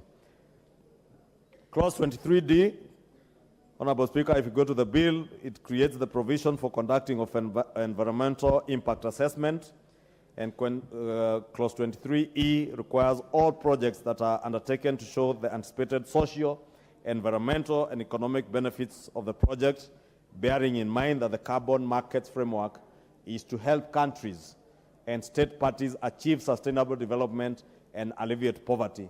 Therefore, Honorable Speaker, why we are saying we need a national authority is to ensure that we meet with the principal objectives of this Paris Agreement, that whatever projects, Honorable Speaker, a country engages in, they are undertaken in a way that the social impact, the environmental impact, and economic impacts of that project is measurable, and whatever carbon credits or whatever will go to the carbon market, Honorable Speaker, goes towards ensuring that there is sustainable development in the country and alleviating poverty in our neighborhoods. That's why it's important, Honorable Speaker, that even the carbon credits market is very well regulated, and I hope the ministry will make efforts to ensure that the regulations safeguard the people who will be the ultimate beneficiaries of this carbon credit market, such that nobody is trading with these carbon credits at the expense of the people, and whatever money comes from the carbon credit market goes towards alleviating poverty and ensuring that there is sustainable development in our country. Honorable Speaker, let me not go through each of the clauses one by one, but just to note Clause 23H provides for dispute resolution in carbon markets projects and activities, and it sets out the National Environmental Tribunal as a court of first instance in dealing with disputes in the carbon markets framework. Because, Honorable Speaker, as I said, anything that has this kind of interest, both from the public and private sectors, even from civil society, Honorable Speaker, they are bound to be disputes. And therefore, Clause 23H is designating the Environmental Tribunal as a court of first instance, because this is a court that will have the requisite technical skills in terms of the people who work in the court, right from the judicial officers and even the clerks will have the knowledge on environmental issues. The proposed amendment to the Climate Change Act of 2016, therefore, Honorable Speaker, will not only help in institutionalizing horizontal governance in climate action across the country, it will also help Kenya meet her international obligations, reporting on nationally determined contributions through streamlined registries. It will also help in the furtherance of the long-term goals of the Paris Agreement of helping parties achieve sustainable development and alleviate poverty by implementing the carbon market framework as contained in Article 6 of the Paris Agreement. Therefore, Honorable Speaker, without saying too much, once this amendment bill becomes an act of parliament, we will ensure that we have truly actualized or realized the real intents of the Paris Agreement, especially Article 6 of the Paris Agreement, that speaks to great length on the issues of sustainable development and the alleviation of poverty, and ensuring that even as people trade in carbon credits, this is done in line with the Paris Agreement. It is done in line with the goal or the objective of ensuring that there is sustainable development in our countries. It is also done with the aim or the singular objective of alleviating poverty amongst our people. And nobody ever takes advantage of our poor people back in the backyards, many of whom are the ones who are helping us in conserving our environment and reducing on greenhouse gas emissions, Honorable Speaker, because they are the people who are planting trees in our backyards, planting trees in our schools, and I must take this opportunity to commend the government and the Ministry of Environment especially in the new plans to roll out the planting of trees and development of tree nurseries in our schools, so that even as we raise our children, we are training them on how to safeguard the environment and be champions in environmental conservation and climate change advocates, Honorable Speaker, advocates against the abuse of our climate and our environment. Honorable Speaker, as I conclude, members are aware that our country in the next 2 weeks will be hosting the Africa Summit on climate change, a huge summit with close to over 20-something heads of state attending, close to 15,000, above 15,000 delegates, about 17,000 delegates who are bound to descend on the city of Nairobi. Therefore, Honorable Speaker, this bill comes at a prime time, and I do hope and pray that we'll be able to enact this into an act of parliament before this climate change summit on the 4th to the 6th of September.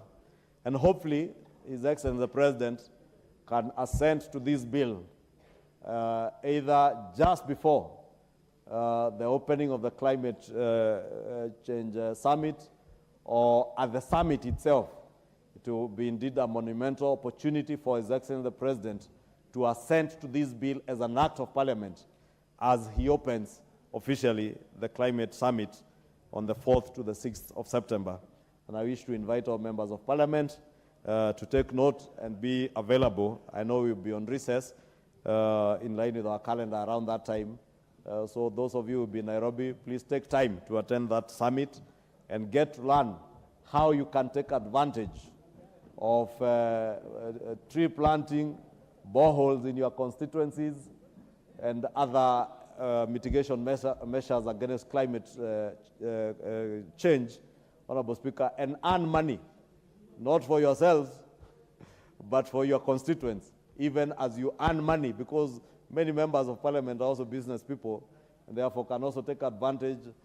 You have the means to be able to engage in climate control mitigation measures that can also earn you carbon credits that you can trade in and make a little bit more money, both for yourselves, your families, and our constituents. Honorable Speaker, with those many remarks, I beg to move, and I want to request the chair of the committee, the member for Nakuru Town East, to second.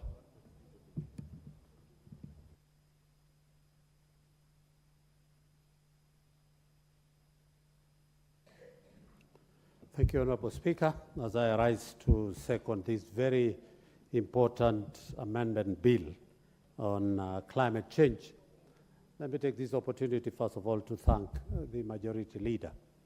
You know, when he's the owner of the bill, and when he was moving, Honorable Speaker, it's like he was in our meetings for the last 3 weeks.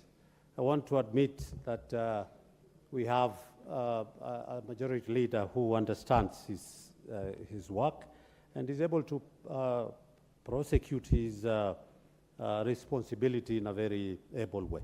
Honorable Speaker, also allow me to thank the Office of the Clerk for the time that they availed the Secretariat to be able for us as a committee to be able to undertake our mandate and scrutinize this very important amendment bill.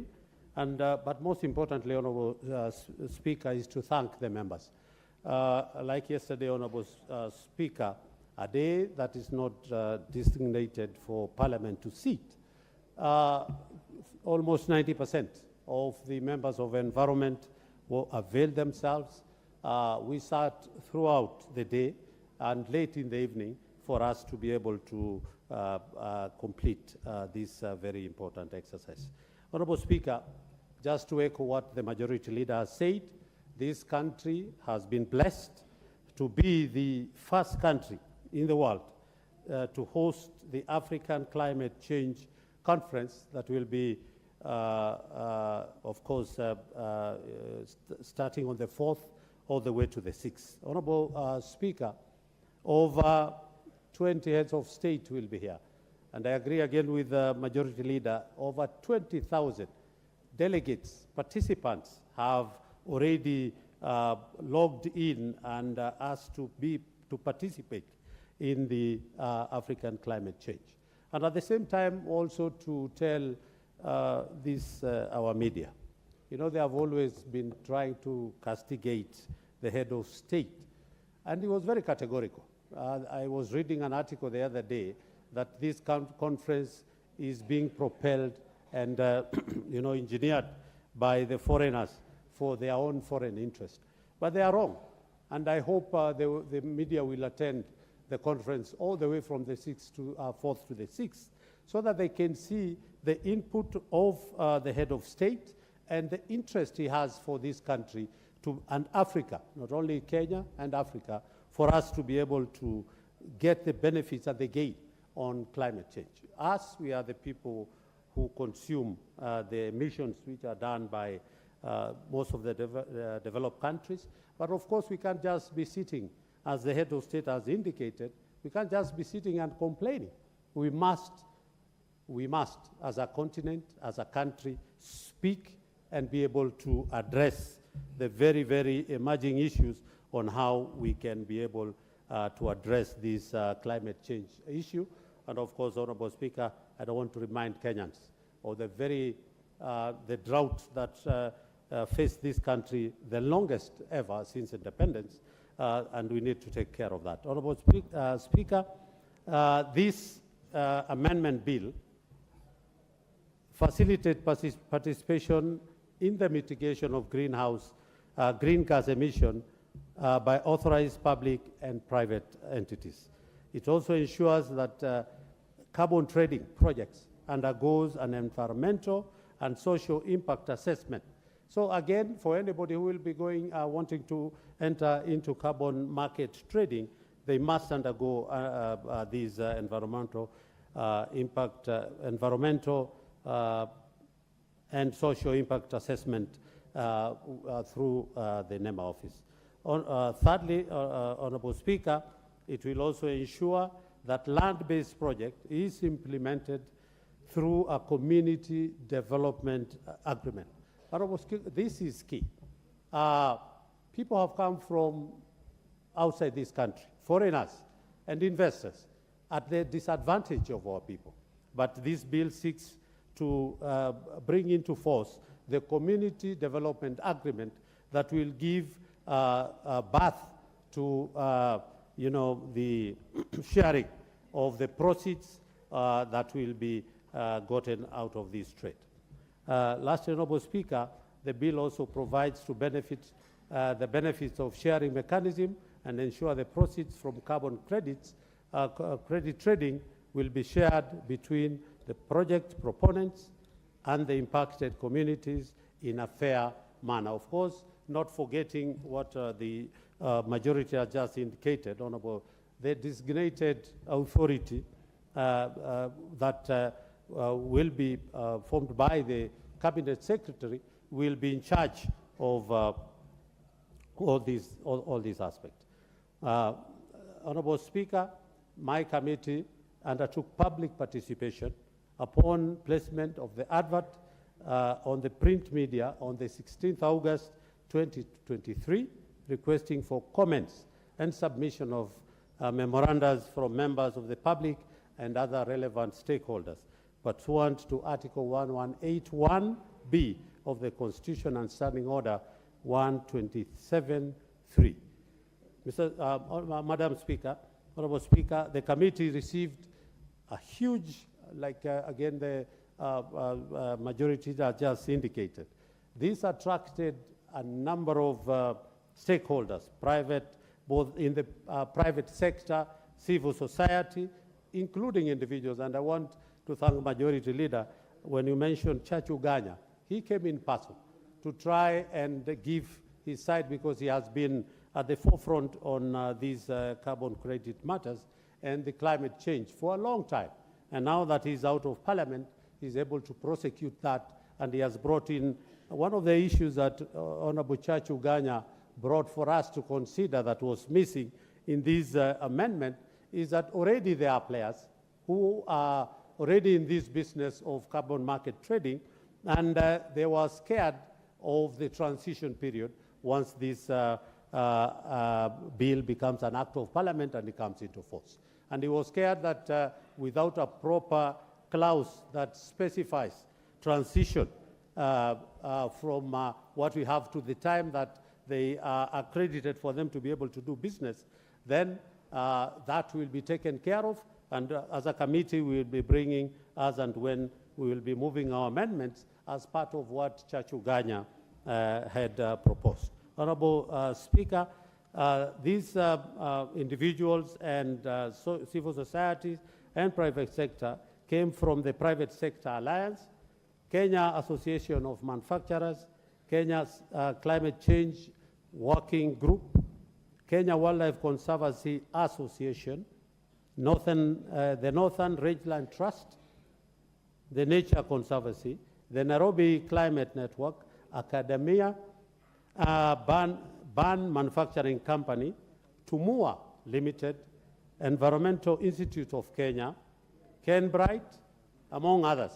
Of course, we had an individual, a person that we respect, and a person that is so resourceful on climate change matters, Honorable Speaker, that came before us as a committee to be vetted as a member of the National Climate Change Council member, a Professor Uta, who also gave us a huge input on matters that relate to carbon credit, on matters that relate to the climate change. And we want to thank Professor Uta for being very candid on some of the issues that he prosecuted yesterday. Honorable Speaker, the submission by the stakeholders outcome will be taken into consideration while determining the final proposed amendment of the bill. And Honorable Speaker, that is key because it is not just a PR exercise. It is an exercise that committee and parliament takes seriously when public participation is on and various stakeholders, individuals come before committees, that it is important for us to be able to take some of their, and of course without anticipating debate, as I had said, a few of the comments which were given by different stakeholders, the committee did agree with them, and we will be including that in our, when we come to the third reading, and of course committee of the whole House. In consideration of the Climate Change Amendment Bill 2023, the committee made the following observations that are critical in the enactment and approval of the bill. One, Honorable Speaker, is the Climate Change Amendment Bill will support the country to comply with the Paris Agreement that Kenya ratified on the 28th December 2016, specifically Article 6, as it has been already been alluded to by the majority leader. This will take into consideration the mitigation and ambitious, mitigation through carbon markets and non-market approaches. Honorable Speaker, this authority called Designated National Authority, a very key component. And of course, when we were looking at it, we were a little bit confused as, is it an authority that requires? But of course, Honorable Speaker, going to the definition of the designated authority, Honorable Speaker, it gives the definition. It's not an authority as such. It says designated authority means the entity or organization granted the responsibility to authorize and approve participation in projects under the Paris Agreement on climate change. So again, Honorable Speaker, and that is why we are not saying this is not a money bill, it doesn't attract, and that is, we don't have to form boards for this authority because the Cabinet Secretary will be appointing one of the already existing authorities or board, within the organization for them to be able to undertake what we are talking. And this, it is important because the registry will be domiciled at this authority. And it's a key important, and it's only the national government. Honorable Speaker, there are a few people who felt that we should have taken these, the registry on carbon credits to the counties. But of course, you understand, Honorable Speaker, what happens when you give just a slight window for counties to be able to have a say in any of that. Then they start licensing, giving out licenses, giving out conditions, charging other levies that are unacceptable, that hinders investors from coming. So it is purely managed by the national government to try and avoid what usually. I know, yes, at a certain level, this is a bill that concerns county. From here, once Parliament approves and the National Assembly, it will be taken to the Senate for purposes of concurrence, and I hope that Senate will agree with us and be able to fast-track this very important amendment bill. Secondly, Honourable Chair, is also that the carbon market trading, it's not a locked thing like what has been happening currently. Honourable Speaker, if you look at the carbon market trading currently, it is actually 100% private sector, without the involvement of government, everybody doing their own business. But this bill has come to regulate the market in so many ways. And of course, it does not stop the private sector involvement, because it includes a bilateral agreement, a multilateral agreement, a voluntary carbon market where individuals can approach the ministry and they want to trade, and of course, under the relevant regulations, they will be able to uptake this very important business. And as it has been said by Majority Leader, it is true. Currently, as we are talking, there are so many private sector who earn at the expense of the community, and this, when the government comes into force through this bill, then our community will be the biggest beneficiary. Of course, I've talked about the National Carbon Registry, which is key, which will go a long way, Honourable Speaker, to try and have a registry that it is transparent and accountable. Honourable Speaker, again, with a few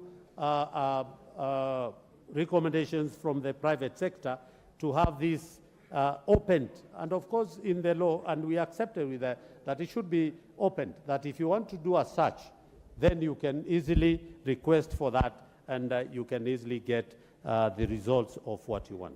Honourable Speaker, one very key and very important issue is the share of proceeds by the community, and I think that is key. This bill is investor-friendly. Honourable Speaker, as I've indicated there, we have in the bill proposed, it is an investor-friendly because it will, the proposal for the sharing will go a long way in inviting so many investors to come in the country and invest in the carbon market trading, Honourable Speaker, where the percentages have been alluded to. For the land-based carbon credit market, we have, there is a proposal of 40%, and for the non-land at 25%, which brings the attraction for investors to come and invest. Honourable Chair, there was, and I want to amplify what the majority has indicated. It is true. Honourable Speaker, the way of nomination of the National Climate Change Council, the way they are nominated. Honourable Speaker, currently as we are talking, we have two cases before the Court of Appeal and the High Court. And it has taken since 2016. We have never operationalized the Climate Change Council. And Honourable Speaker, that is sad, because when you pick, you allow the largest organization to bring a nominee. If you pick from, and there are like two of them, if you pick from one, the other organizations go to court and they stop the process. So again, this will address whereby we'll give the appointing authority, and that's the President of the Republic of Kenya, to appoint a member as a nominee from there. But again, this will fasten the process where we will not have different organizations related to climate matters going to court to stop And of course, we have a case that the nominees of 2016, the case is still lying at the Court of Appeal. And just the other day, after going through that difficult moment of vetting, and to date, again, they are locked in the legal dispute up to now. So this amendment brings where we'll give the appointing authority a leeway for them to pick from an organization, of course, related to climate change, and on matters to do also carbon credit, the Association of Manufacturers, he can pick. And what we have also agreed as a committee also is to consider where the private sector, where there had been only one representation, to consider whether they can have an additional representation for it, because again, the market, the private sector does play a very, very big role in this climate change aspect. Honorable Speaker, the green energy, as again amplified by the majority leader, is key to this country. And Honorable Speaker, we have already looked at the regulations. We'll have where we can be able to take these issues to the countrywide, to the villages, and tell them on how they can be able to earn. The aspect of commercial forest, you can be able to earn a lot of carbon credit, earn a lot of money by just planting trees, and even the reduction. Take, for example, Honorable Speaker, if a school was emitting through the cooking of their only food, maybe for the school, in a day, they are emitting, say, 5 tons of carbon dioxide in the air, then the school can be able to say, we have reduced this by, say, using gas, for example, and this is what we have reduced the emission of the carbon to the atmosphere, and how can we be able to, and of course, the school, by just reduction, using gas, for example, to cook, or something else, a better of cooking there, instead of using the timber, then they can be able to earn some monies out of that. Honorable Speaker, when our president came up with the planting of the 15 billion trees, of course, maybe people thought we are just doing something for conservation. Honorable Speaker, our president has realized the amount of revenue that we can be able to generate. As we are speaking, Honorable Speaker, currently, we are rated at the number 8 in terms of the amount of money that we receive out of this carbon market trading. Honorable Speaker, and that's a huge business, and these monies have been going to the pockets of some individuals from foreign countries and other Kenyans, of course, a few Kenyans who have. But now, with this law, and of course with the plantation of the 15 billion trees, then Kenya will, a huge percentage of our GDP will be gotten from these proceeds of the carbon market trading. Honorable Speaker, I've spoken about the transition of the already existing players who are there, and as Chachuganya had proposed, we are critically looking at that proposal to be able to bring a transition clause that will address the already existing, that they can be given some time for them to be able now to transit into the act once it comes into force.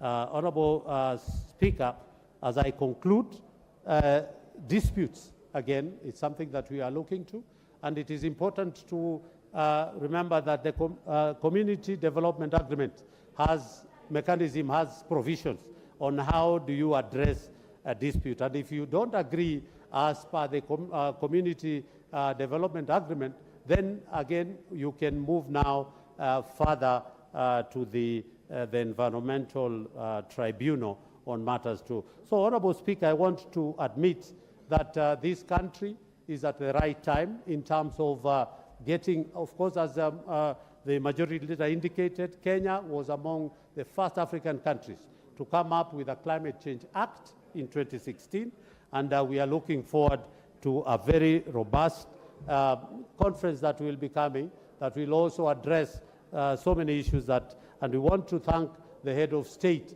for the position that he has been taken as the chair of the Africa Climate Change conference that is coming up. Honorable Speaker, with those few remarks, I beg to second.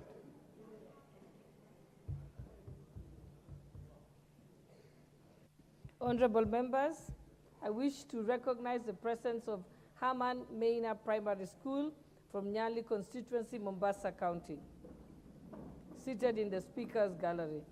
Also seated in the Speaker's Gallery is Kanusin Boys High School from Bomet Central constituency, Bomet County.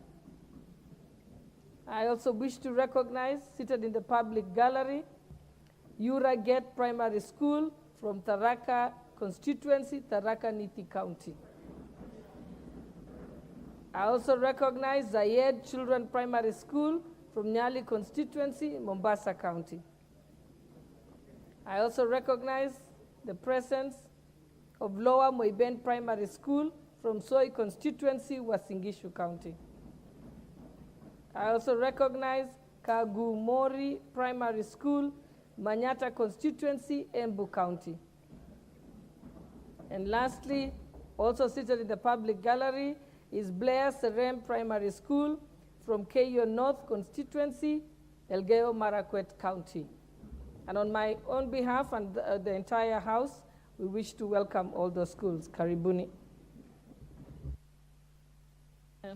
Honorable, first, I think I'll give a chance to Honorable Nikal.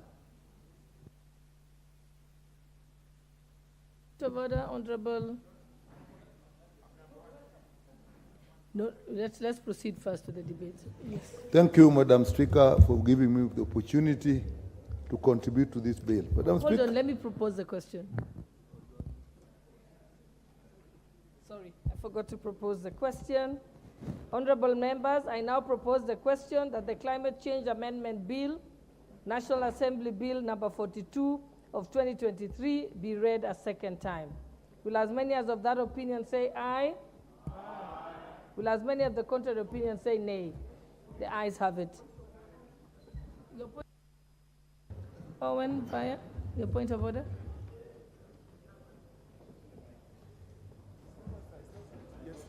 Huh? It's me who has the mic. It's me who has it. We go down. Thank you very much. Honorable Speaker, I suggest that as we begin this debate, at the onset, we reduce the time to around 3 minutes so that we give give as many people an opportunity to contribute to this debate so that we can dispose in good time, but also have as many people speak. Yes. I beg to request, Honorable Speaker. Yes. I see members are in agreement. We reduce the time to 3 minutes? Yes. Okay, 3 minutes each member. Okay, you may proceed, Honorable Nikal. Thank you, Madam Speaker, for giving me the opportunity. 3 minutes. Madam Speaker, this bill has basically 3 things. It tries to align the bill we had with the Paris Agreement, which then is a good thing.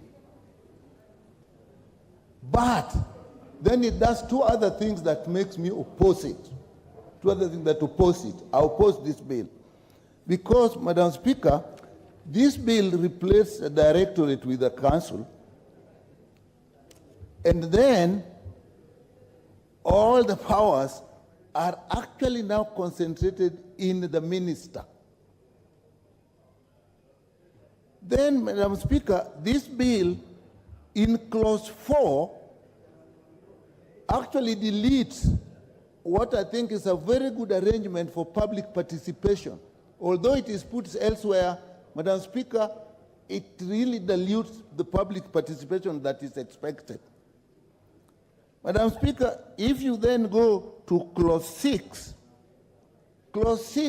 actually removes the appointment of stakeholders by stakeholders and puts all of it actually in the hands of the president, which is okay. But all the others are civil servants, so virtually all the council members are appointed by the president. We are trying to put a saving grace by saying that they'll be brought to the assembly, to the National Assembly for approval. But, Madam Speaker, I've never seen a council or an institution where everybody is literally appointed by the president. Because if you have the permanent secretaries all appointed by the president, all the stakeholders are appointed by the president. Mr. Speaker, even if they are brought to the National Assembly, I think we are denying Kenyans the opportunity to participate. Madam Speaker, if you go to clause 7, it again takes every power of that council under the cabinet secretary, so that everything advising the cabinet, directing the cabinet secretary. Madam Speaker, the best way to go through this bill is just make this a department of a ministry. But we shouldn't pretend that this is actually a bill creating a council. There is no council. That council is merely a department of a ministry. And that is what we should do. So, Madam Speaker, I oppose this, and will actually look at it that, in my view, it should actually be opposed. It shouldn't pass through. And I think I can see what is happening, Madam Speaker. What is happening is we are hurrying to get this bill before the conference. We have had a big bill. Now, who is it that is forcing us that we must now have a bill before the conference? And it must adhere to the Paris Agreement. We can't have many important things in our country being driven from outside.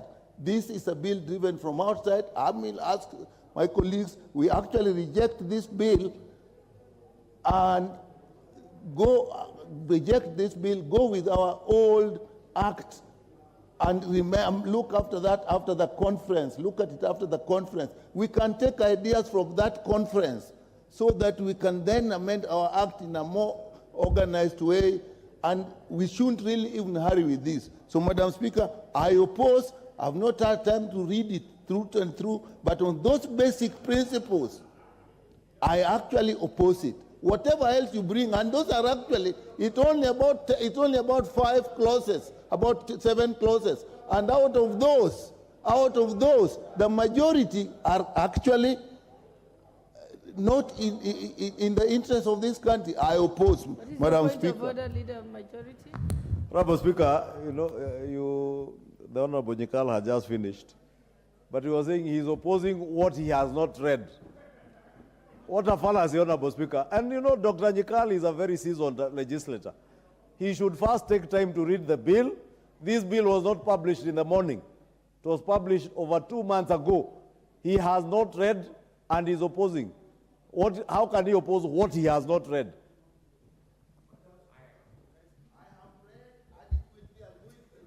You have. Okay, we've made your point. Let's proceed. The Honorable Member for Kwale County, Honorable Masito.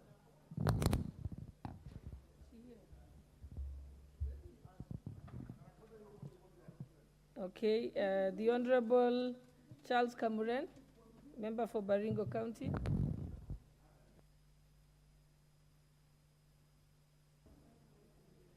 Thank you, Honorable Speaker. I stand to support this motion.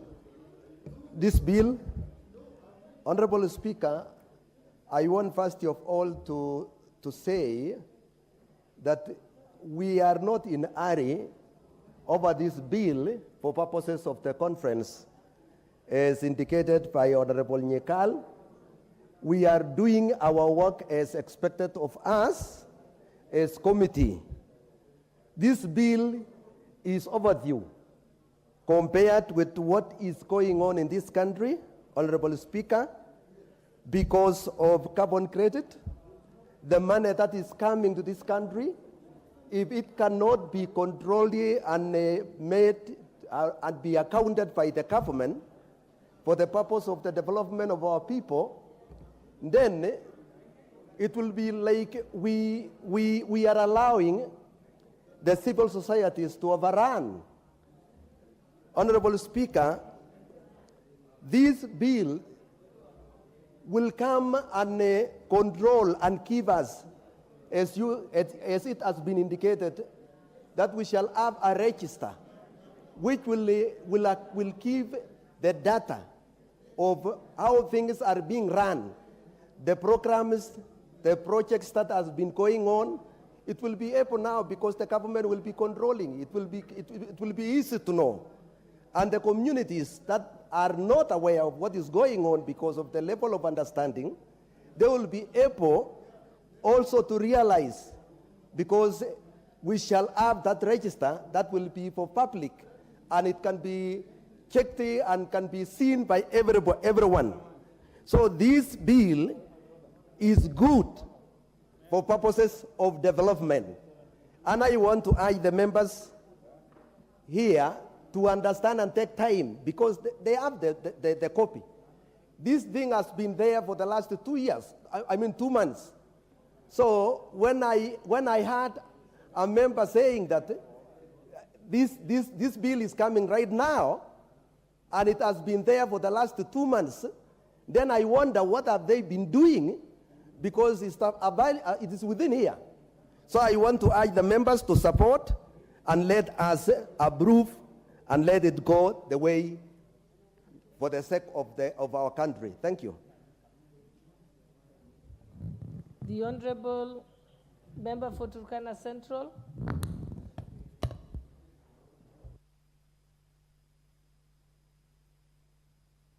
The Honorable Member from Mbeere North, Geoffrey Ruku.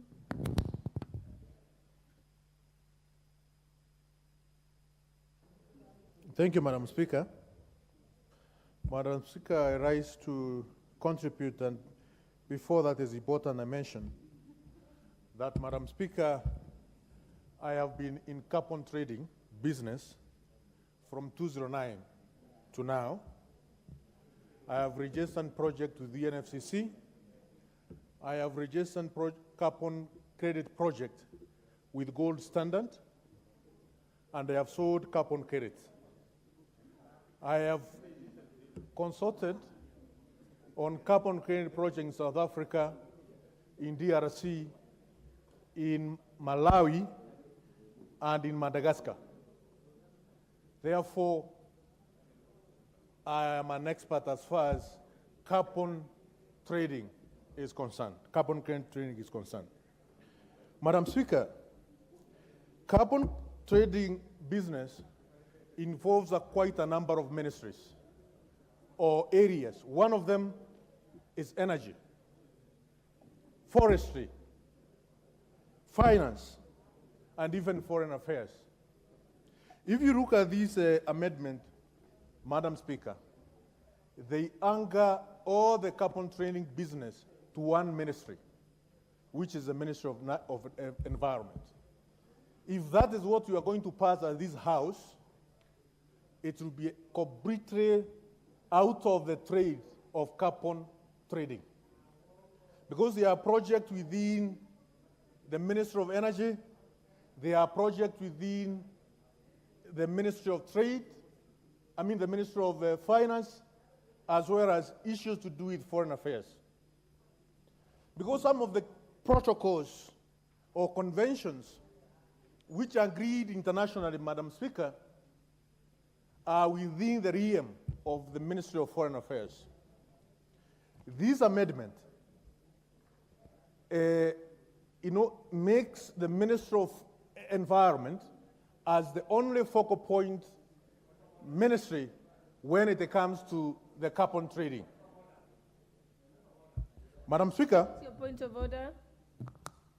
Member for Nakuru. Thank you, Honorable Speaker. My point of order is it is important for the member, as he contributes and alludes to the fact that it is only the ministry that is involved that has been bestowed that responsibility. I beg to request him to read the whole and see the players within. There is a ministry, Treasury is there, the one that he's asking. He's a member of the like in the Climate Council, that advises the ministry. So it is wrong for him to tell us that it is only the Ministry of Environment that is involved in this. If he looks through, he will be able, the Minister of Energy, the one he's talking about. You made your point of order. Thank you. Please proceed, Honorable Ruku. Okay. What's Madam your Speaker, point? it's also important I mention. Okay, what's your point of order? Just Deputy Major? to inform the member that even KPA, the port, there are many players, Ministry of Trade, Ministry of Treasury, Ministry of Maritime, Ministry of Fisheries, all of them congregate, but they are put under one basket, Ministry of Transport, and business happens that way. It cannot just be one ministry that does business.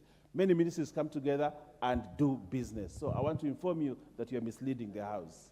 Thank you for the point of information. You may proceed, Honorable Madam Ruku. Speaker, allow me please to make my contribution. The honorable members will make their contribution. Madam Speaker, I spent the weekend, last weekend but one, looking at this amendment with Honorable Leguton because we have a carbon trading bill which is well structured. Madam Speaker. What's your point of order, Leader? No, Honorable Speaker, the member from Bere North is now completely out of order because he cannot even now begin to question the existence of this bill on the basis that himself and another member have brought a bill to do with carbon credit trading. Honorable Speaker, that is why I said, in fact, I would ask the member from Bere to now, in line with standing order number 90 or 91, to declare interest as to whether he has any interest in carbon credit trading in the country or elsewhere, because he cannot now use his position as a member of parliament to come and advance private business interests on the floor. Proceed, Honorable Madam Ruku. Speaker, from the onset, I said I'm an expert as far as the issues of carbon trading is concerned. I have developed carbon credit projects not only in Kenya but also in South Africa, in Malawi, in Madagascar, and DRC. I have been in this game for quite some years. Madam Speaker, what I'm saying is the Ministry of Environment, if we pass this bill the way it is, we will even scare the investors. If you look at the crowds, Madam Speaker. Madam Speaker, on a point of order, he's running after the issue. Yes, proceed, Majority Leader. Honorable Speaker, I think the member from Bere North did not listen to me. I asked him in line with our standing orders if he has any pecuniary interest, and he has now confirmed that indeed he has pecuniary interest, and he cannot therefore be contributing to this bill, pretending to be opposing it, but what is informing is the consultancy he is doing in the carbon credits market. It is only in order, in line with our own standing orders, that if he has any pecuniary interest, he first declares that interest, so that even as you oppose, and it is within your right to oppose the bill, but as you oppose, people must know you're opposing it because you have pecuniary interest in the carbon credit market. But he cannot now continue to mislead the House, as the chair was saying, because he's misleading the House, and the Honorable Owen also pointed it out. He's misleading the House that the Ministry of Tourism, Ministry of Environment, is now amassing power in itself in the credit market trade. But he's only probably, and I'm not in any way saying that is what he's doing, but he looks like someone now is protecting pecuniary business interests, which is wrong and out of order. And Honorable Speaker, I want to beg that you do ask the member from Bere to either declare interest or cease his further contribution to this bill.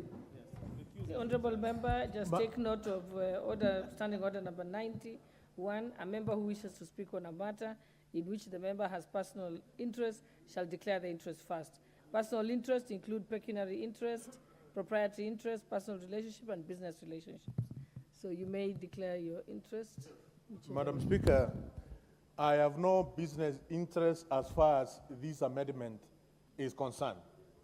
I have only one interest, to ensure the people of the Republic of Kenya benefit in totality as far as the issues of carbon credits is concerned. Because, Madam Speaker, I have seen project developers suffering in this Republic of Kenya.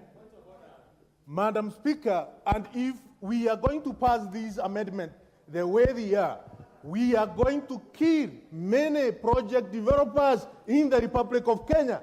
I have been there, and I know I have no interest as far as the amendment is concerned. My only interest, Madam Speaker, is to ensure we have regulation. Your time is up. What's your point of order? Speaker, it's not fair for someone to speak from both sides of his mouth in this house. The honorable member said very clearly that he has consulted in carbon credits in Malawi, in this, that he has a business that earns him, that he earns him money in carbon credits. Then when he's challenged to it, he says he does not have. I think he needs to withdraw both statements and declare that he has pecuniary interest and therefore he is not fit. Yes, he is not fit to contribute to this debate and to mislead the House. Without declaring interest. Okay, proceed. I'll let you respond because you need to declare your interest. Madam Speaker, I'm fortunate to have to be an expert as far as issues to do with carbon credits are concerned. And this House should benefit from my experience in this trade. I have, yes, it's a trade. Carbon business is a trade. No, listen. No, let me. Your point of order? Yeah. Speaker, Honorable Speaker, I want to ask the member from Mbeere North first to relax and in his own interest, in his own best interest, because he's my friend, to conform with our standing orders. And allow me, Honorable Speaker, to read for him, because he did not listen to you. Standing order number 90 says, a member who wishes to speak on any matter in which the member has a personal interest shall first declare that interest. Personal interests include pecuniary interest, proprietary interest. Pecuniary interest is something that you makes money for you. You have just confirmed on Hansard that you are a consultant in that area, that you therefore make money in that area. You have pecuniary interest. Personal relationships and business relationships, including consultants. Therefore, it was only right and befitting for the member of Mbeere, before contributing, to declare interest, which he did not. And in line with our own procedures, I want to guide him. Please declare interest. Just that. And it's not harmful to declare interest. Withdraw your contribution.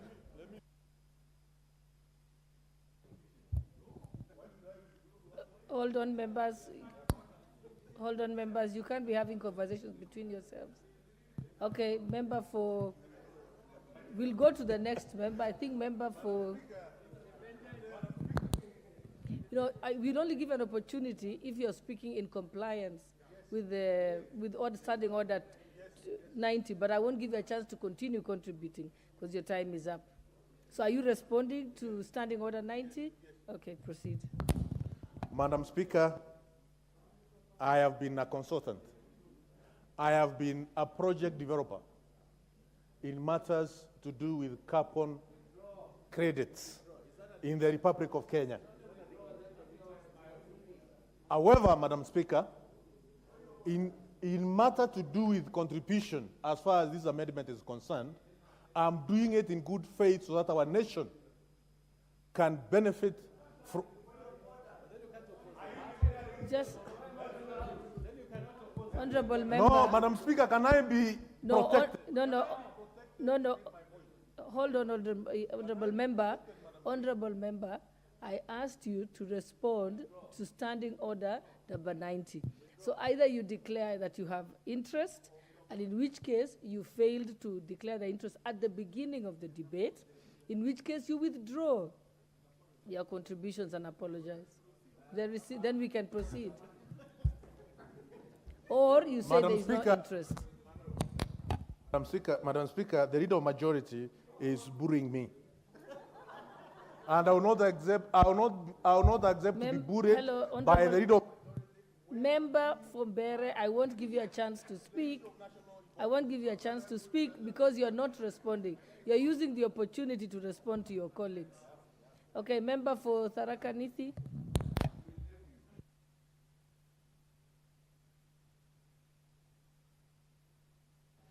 Thank you very much, Madam Speaker. Speaker, this is a heated debate we have because climate change, as everybody knows, has become a motive. In fact, the debate we have in the country is whether are we going to adapt to climate change or should we mitigate? And we have all agreed we should actually be mitigating because without that mitigation, the adaptation may not be easy because climate is natural. You may not have a way of controlling the cost it takes unless you get into a position where you mitigate those circumstances. We've spoken for a long time, including the problems we have had with our ozone layer. In fact, I remember the late President Moi was quite keen on environmental protection and conservation. We may have said those days he was actually delivering the ozone layer speech in London. We were being pushed by foreign powers. But had we agreed to do what we were being told that time, maybe the droughts we are faced with today, the problems we have regarding climate today would not have occurred. It is vitally important that if we actually move on to mitigate climate change matters, we may revamp our own water sources, which are now depleted. We may be able to control the drought cycle that seems to appear every now and then in the country, and the areas that are arid and semi-arid, including my constituency, Tharaka, may actually become better places to live in, better places to produce more food, and better areas in the country which would be of benefit.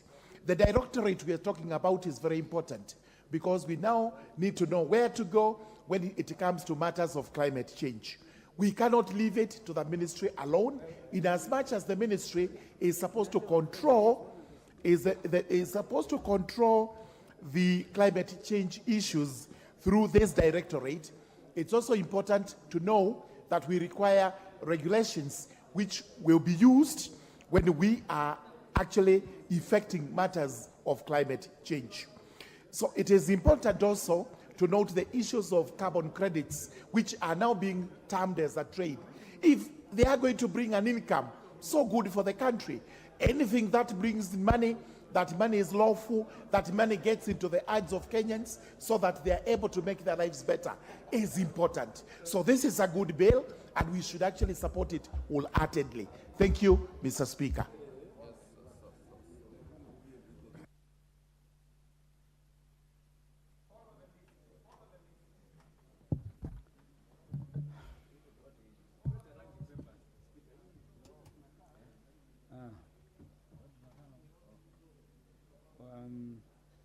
Where is my card? I don't have a card. I need Honorable Mary Emase.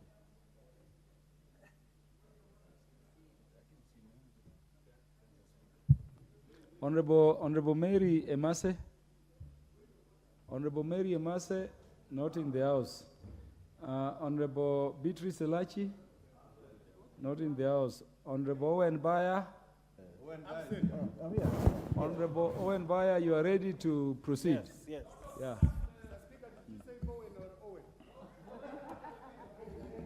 When did you become buyer? You know, he stole my name. Honorable Speaker, I would like to contribute to this one, to note that Kenya is noted as the 8th country in this world that trades in carbon. And Honorable Speaker, trading in carbon, or this bill, is about adaptation, afforestation, reforestation, landscaping. Honorable Speaker, what we have seen in Kenya today is degradation of our forest cover. And constitutionally, we need to develop 30% of the forest cover in this country. So, Honorable Speaker, one of the things that we must do is to do reforestation as one of the mitigation measures against climate change.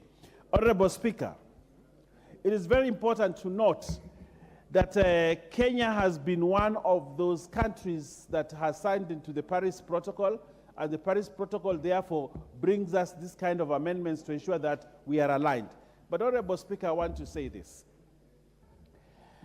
that we need to find a way to promote sustainable means and which are consistent with our national laws and priorities in terms of ensuring that we have enough forest cover and that, Honorable Speaker, this country does not continue to suffer the vagaries of climate change that we have. Honorable Speaker, the Paris Agreement allows countries to voluntarily cooperate with each other to achieve emissions reduction targets set out in their national determined contributions. Honorable Speaker, climate change is a global issue. What might happen in Tanzania might affect what happens in this country. What happens in Uganda might happen in this country, might affect what happens in this country. And therefore, Honorable Speaker, it is very important that we as a continent, as Africa, we stand together in terms of global, of managing climate change. But I also want to say this. There's a lot of trade in carbon credits in this country. And a lot of the time, the communities that are engaged are exploited. That a lot of money is not taken away from this country using carbon credits. Communities lose a lot of money. We need to align into law carbon credit trading in this country so that communities can benefit. In my community, in my constituency, I have a lot of organizations that have been employed by organizations that deal with carbon. These organizations make a lot of. The Honorable Gladys Boss, the Deputy Speaker, and MP for Washington Gishu County. Thank you, Honorable Speaker, for the opportunity to lend my voice to this very important bill. I think this is something that is close to my heart. For my LLB thesis, the title was Depletion of the Stratospheric Ozone Layer. And then when I think back, if we had taken action as a country, way back then, we would not be where we are today. We would not be suffering from the effects of climate change. So I appeal to members that we support this bill because we are 3 decades late in acting. And today we have seen the catastrophic effects of climate change. We know that Kenya has signed and ratified various international instruments, and therefore it's an imperative that we align our domestic legislation with our international obligations. These instruments are the United Nations Framework for Convention on Climate Change, the Kyoto Protocol, and the Montreal Protocol on substances that deplete the ozone layer. And therefore, this is very, very timely, and for that reason, I support this particular bill. Thank you. Thank you, Mwalimu. The Honorable Eric Muchangi, MP for Unyenje. Finally. Thank you, Honorable Speaker, for giving me an opportunity to add my views to this amendment bill, the Climate Change Amendment Bill. And from the onset, I wish to support this bill because, Honorable Speaker, for the longest time, we have been told of the carbon trading, but our people at the village level have never been able to know or even to have an idea of how they can benefit from the money that comes to do with this carbon trading. It is just the other day, Honorable Speaker, that I walked around my constituency and met some groups of people who are registering my people and to be particular farmers on this issue of carbon trading. And I support this idea of having a directorate within the Ministry of Environment so that this ministry or this directorate, the Climate Change Directorate, can be in charge of informing our people on how best they can benefit from this carbon trading. And you see, Honorable Speaker, most of the parts in our country are parts that receive sufficient rain. And our people can be told to plant more trees, because by planting more trees, then they're guaranteed of earning income from these trees.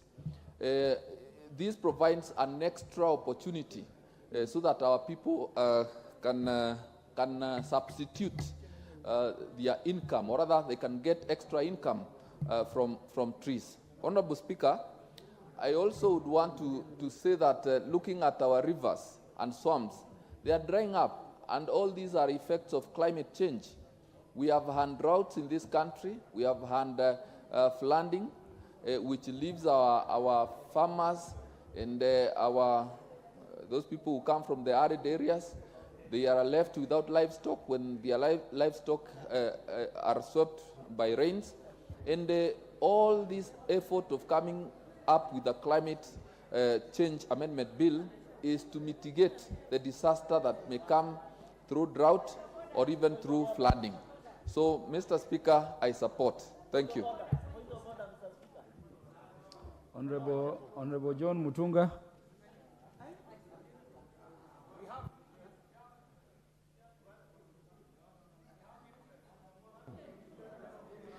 Thank you, Honorable Speaker, for the opportunity to basically contribute to this bill. Honorable Speaker, Honorable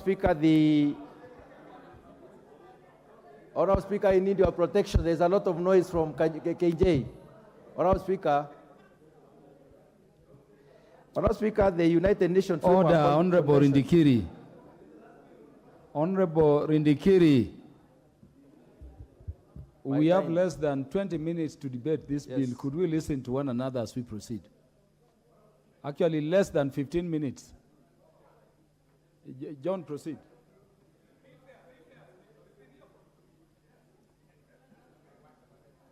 Honorable Speaker, come here.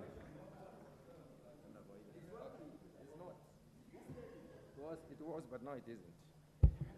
Honorable Speaker, let me take a few minutes to lay out this framework. Honorable Speaker, first of all, there was the UNFCCC, United Nations Framework Convention on Climate Change, which gave the standards, discussed climate and said it is important that we have the standards.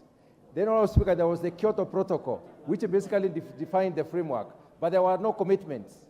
Then came the Paris Declaration. The Paris framework basically committed countries to reduction of greenhouse gases. The nationally determined commitments are commitments to reduce the greenhouse gases. Honorable Speaker, climate is universal. You can intervene anywhere in the world. That is why there is money in this particular field. And I would like to discuss very briefly how this money comes in. Honorable Speaker, polluters, or the countries that are polluting the environment in this world, have committed themselves to reduction of greenhouse gases. But you can intervene anywhere in the world. That is why they can come here and cause afforestation or growth of forests, or they cause investment in clean energy. If there is reduction of greenhouse gases through such investment, then they can basically factor this in their commitments during the annual reviews of the United Nations Framework Convention on Climate Change, otherwise called Conference of Parties. The Conference of Parties 28th meeting is going to be in Dubai, or United Arab Emirates, this year. It will be happening between 30th of November to 12th of December. These are called negotiations, and the negotiations come in to try and see how they can figure out possible ways of reducing the greenhouse gases. The reason why greenhouse gases have got to be reduced is because they are increasing the temperatures of the Earth. The temperature of the Earth has increased up to 1.454%. If it reaches 2%, nobody knows what will happen. So the idea is to ensure that this temperature is not increased anymore by reducing the pollution. But some countries like America are not very committal in terms of reduction. They are not very committal in terms of reduction of the use of pollutants like coal as a source of energy.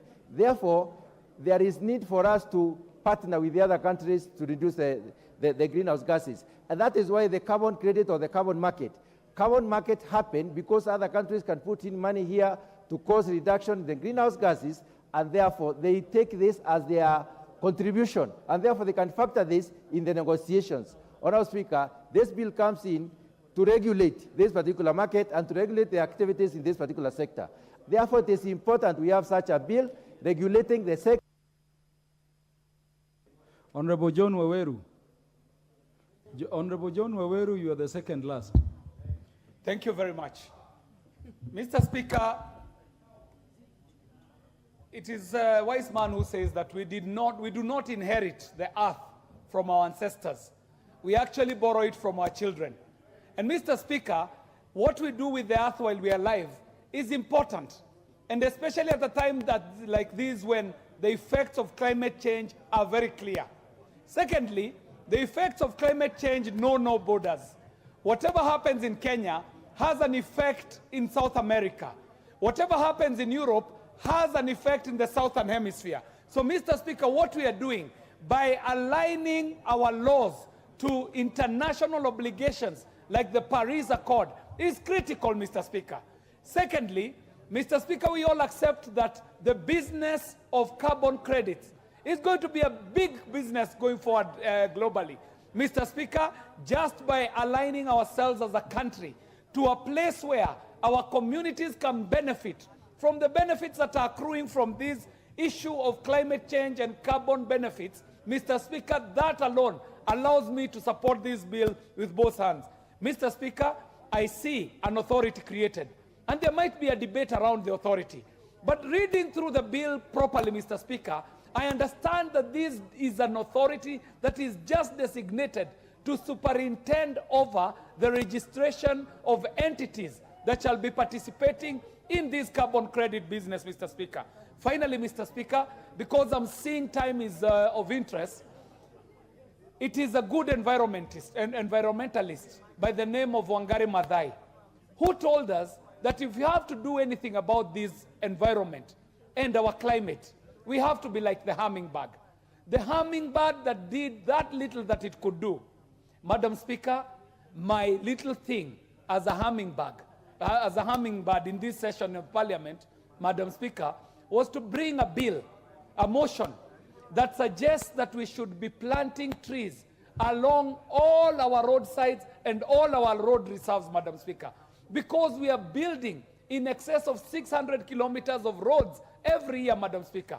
If we could only plant trees along the roads that we are building every year, we have done so much in stepping towards mitigating the effects of climate change. Not only will we be reversing the adverse effects of climate change, we shall also be beautifying our country to a place where we convert our roads from bare roads to become boulevards. Madam Speaker, I'm conscious about time because I know many other members would like to contribute. I support. Thank you very much, Madam Speaker. The Honourable Member for Kisumu East, Honourable Shakil Shabir.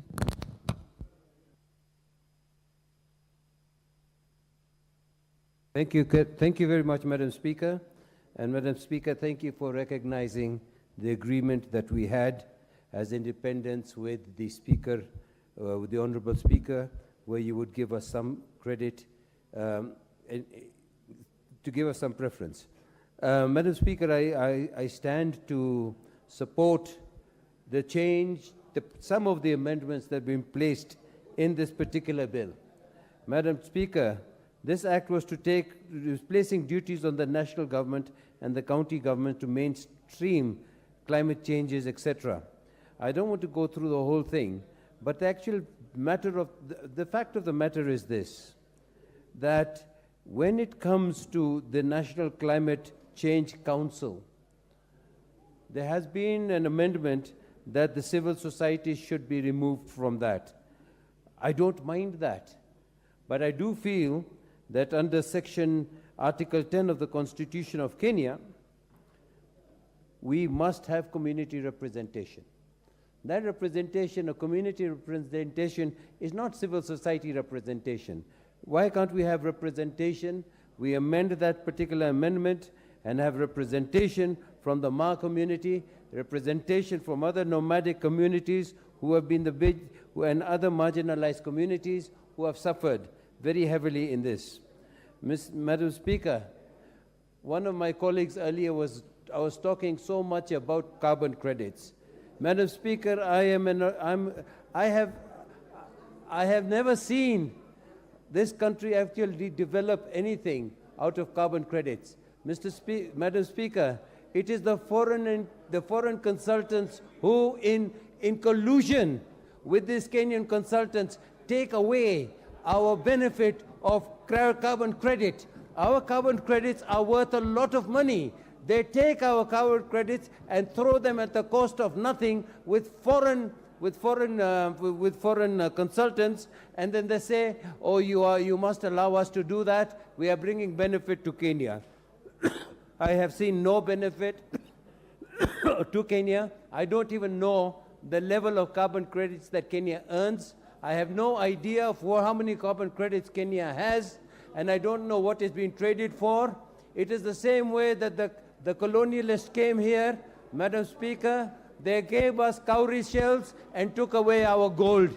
They gave us cowrie shells and they took away our wealth. Now they're giving us carbon credits and taking away our health. The carbon credit in this country is worth 1/100th of the carbon credit that is worth in the United Kingdom. There is not, and I dispute my colleague from Bere. He has.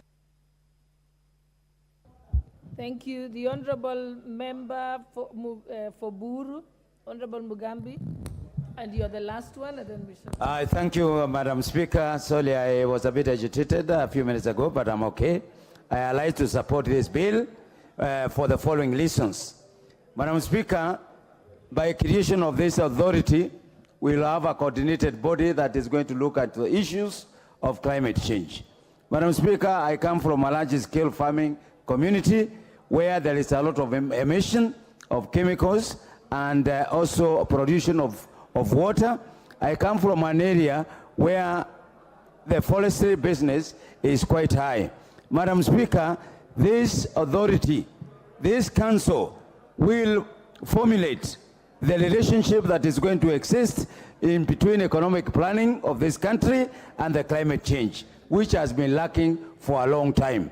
Madam Speaker, this council will be in charge of research, development, and training of our community. There are so many communities who are not aware of the importance of climate change. This council will take a lot of initiative in training, in research development, and also implementation of the programs that the government want to put in place. Madam Speaker, we know this is the first time that we have seen public and private initiative being entrenched in a bill. Madam Speaker, in order for us to be successful in climate change, we cannot avoid the private sector. And through this council, which has been brought up by this bill, we see the initiative of private organizations being put in place. Madam Speaker, we will see the contribution of private sector into the business of carbon business. And therefore, Madam Speaker, as I stand, I say also, this bill brings in full support of public participation in the management of the climate change sector. I therefore support this bill for those reasons. Thank you, Madam Speaker. What's your point of order, Honorable Kawanjiko? Thank you, Madam Speaker. Standing on Standing Order 95, and also putting into consideration how important this bill is, I propose that the mover be called to reply, Madam Speaker. That's the mood of the House? Yes. Okay.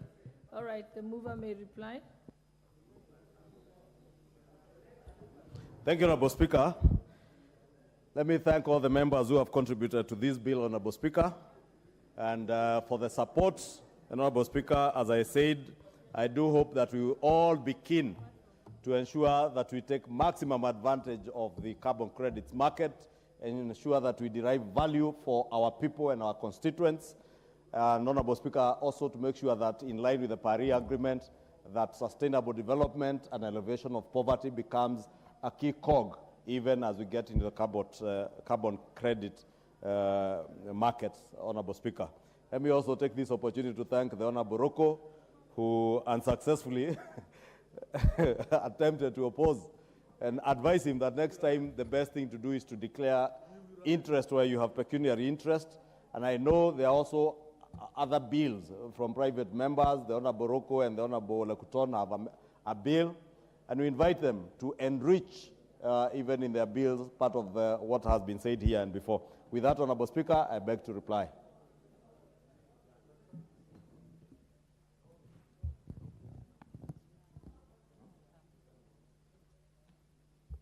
Honorable members, I now put the question that the Climate Change Amendment Bill, National Assembly Bill number 42 of 2023, be read a second time. Will as many as of that opinion say aye? Aye. Will as many as of the contrary opinion say nay? Nay. The ayes have it.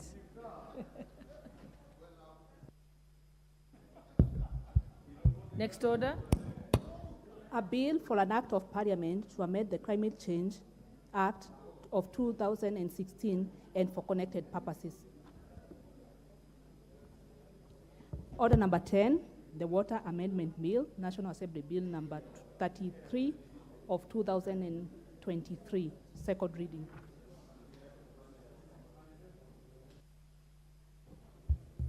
The mover.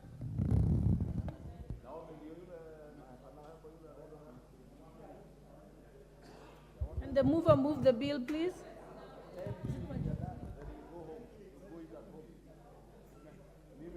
Majority Leader.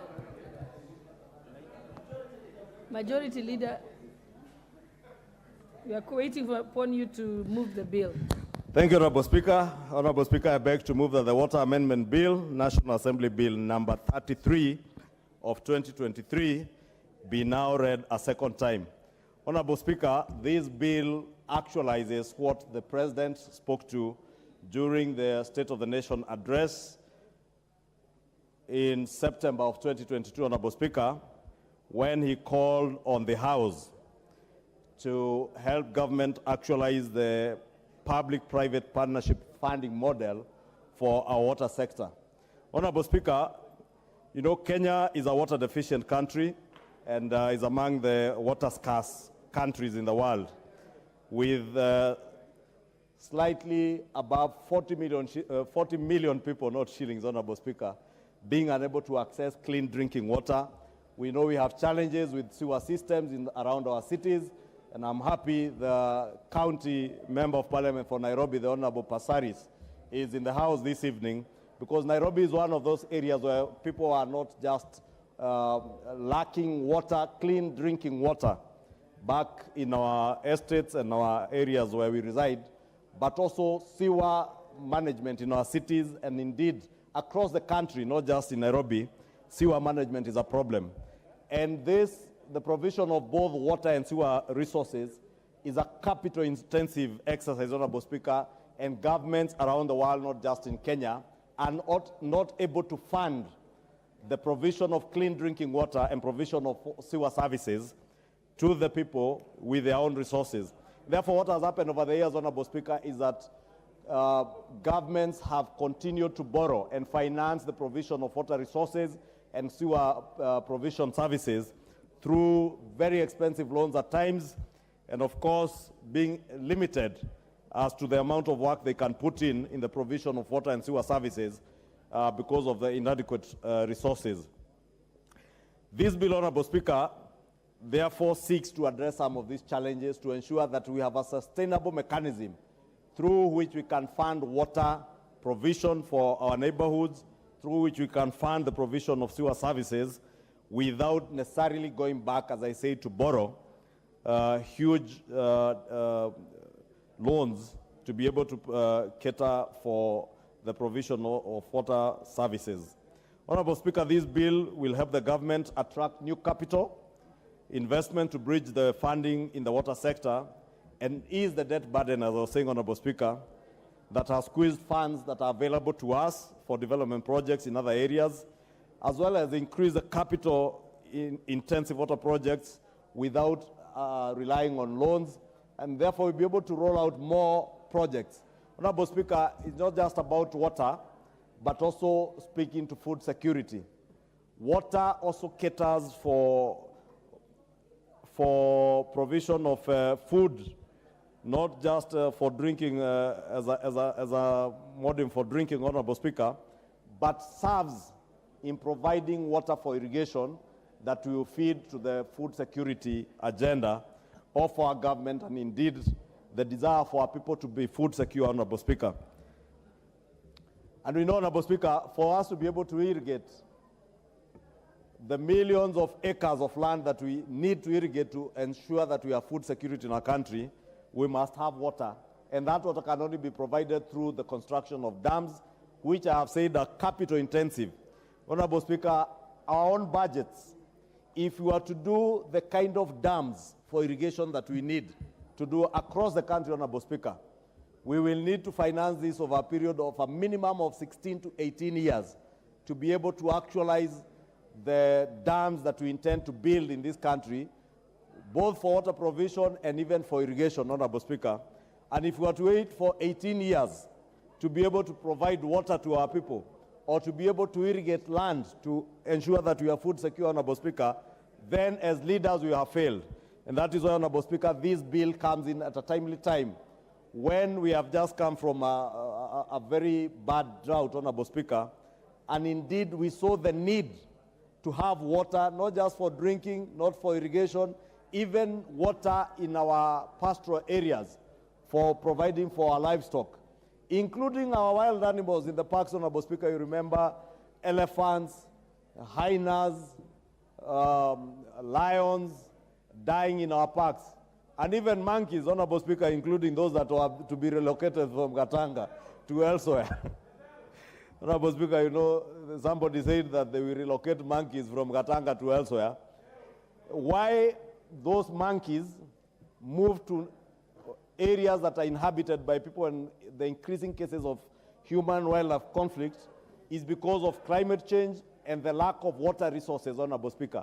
And it's therefore important that even in our parks, we have adequate resources to be able to provide water to our wild animals that are also resources to our country, Honorable Speaker. And we'll only be able to actualize this if we are able to have a water purchase agreement in line with our PPP Act. And we have a PPP Act, Honorable Speaker, which we are using today to generate electricity and be able to provide electricity in our neighborhoods, Honorable Speaker, using models where we are bringing both the public sector and the private sector to generate electricity, then onboard that electricity to the transmission companies.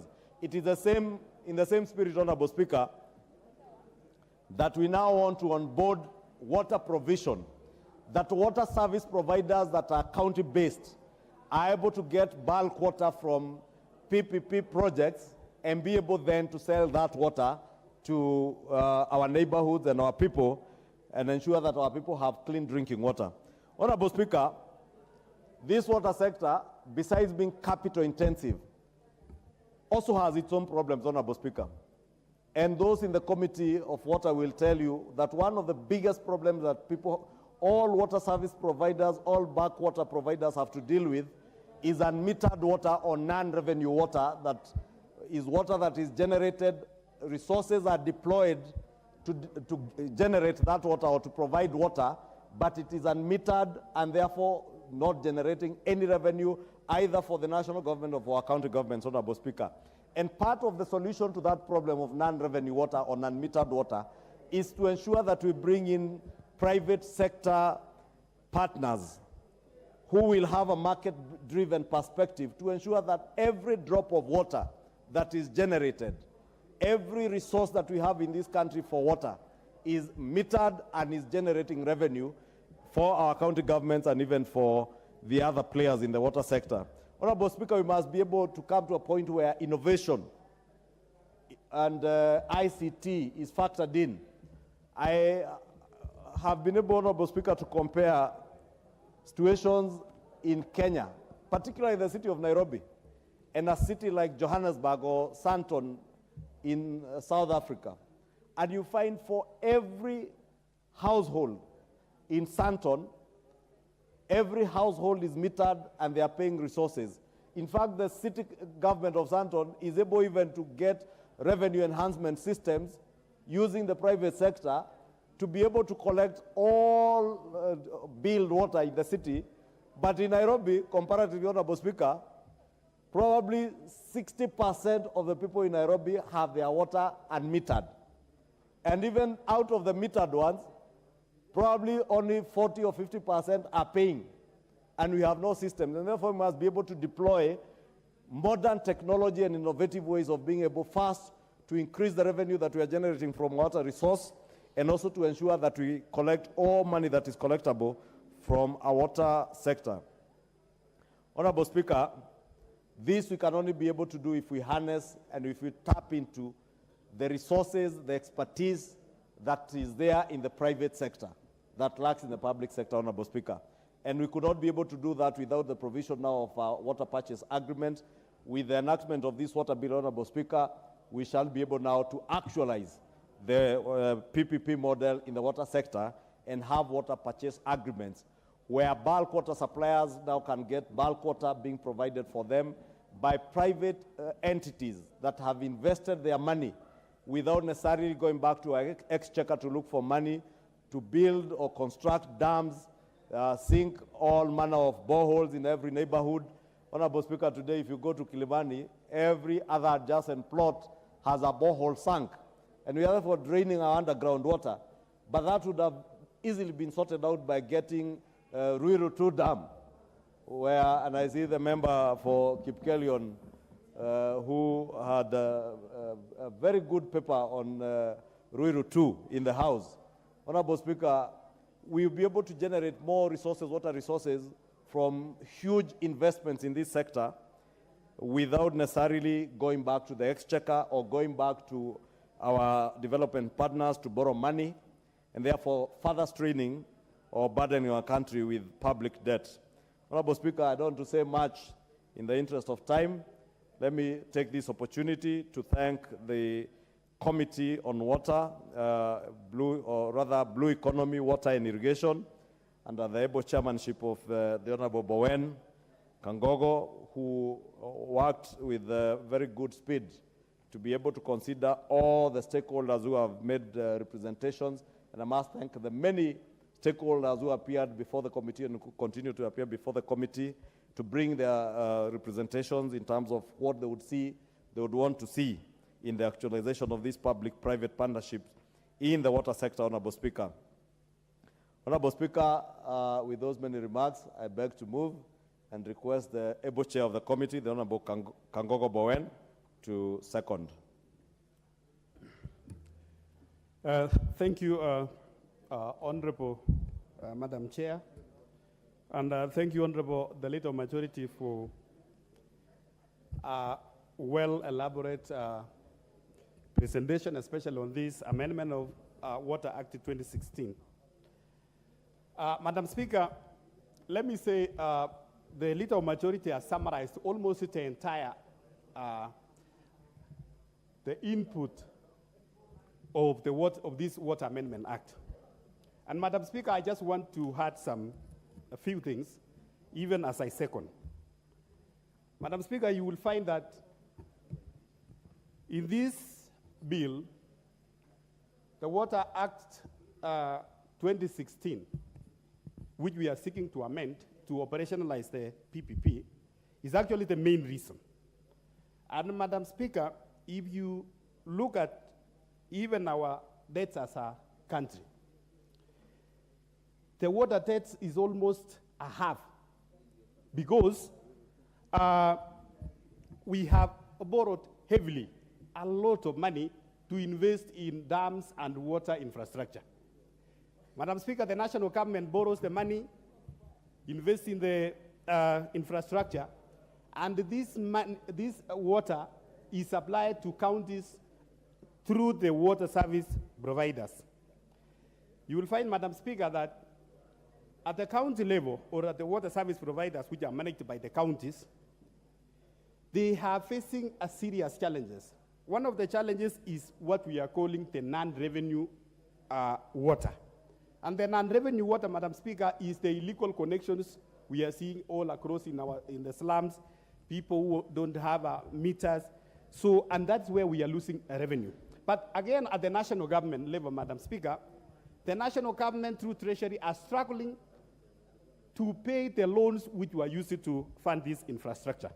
So with this amendment, Madam Speaker, is going to address that challenge. Madam Speaker, the bill is seeking to amend 10 clauses of the Water Act 2016. And later, Madam Speaker, we have a comprehensive water amendment which will come to this House later. Madam Speaker, like you've heard from the little majority, we don't have, the country doesn't have the capital to invest in dams. So with the PPP, Madam Speaker, we are able to increase our water connection and also distribution to our people.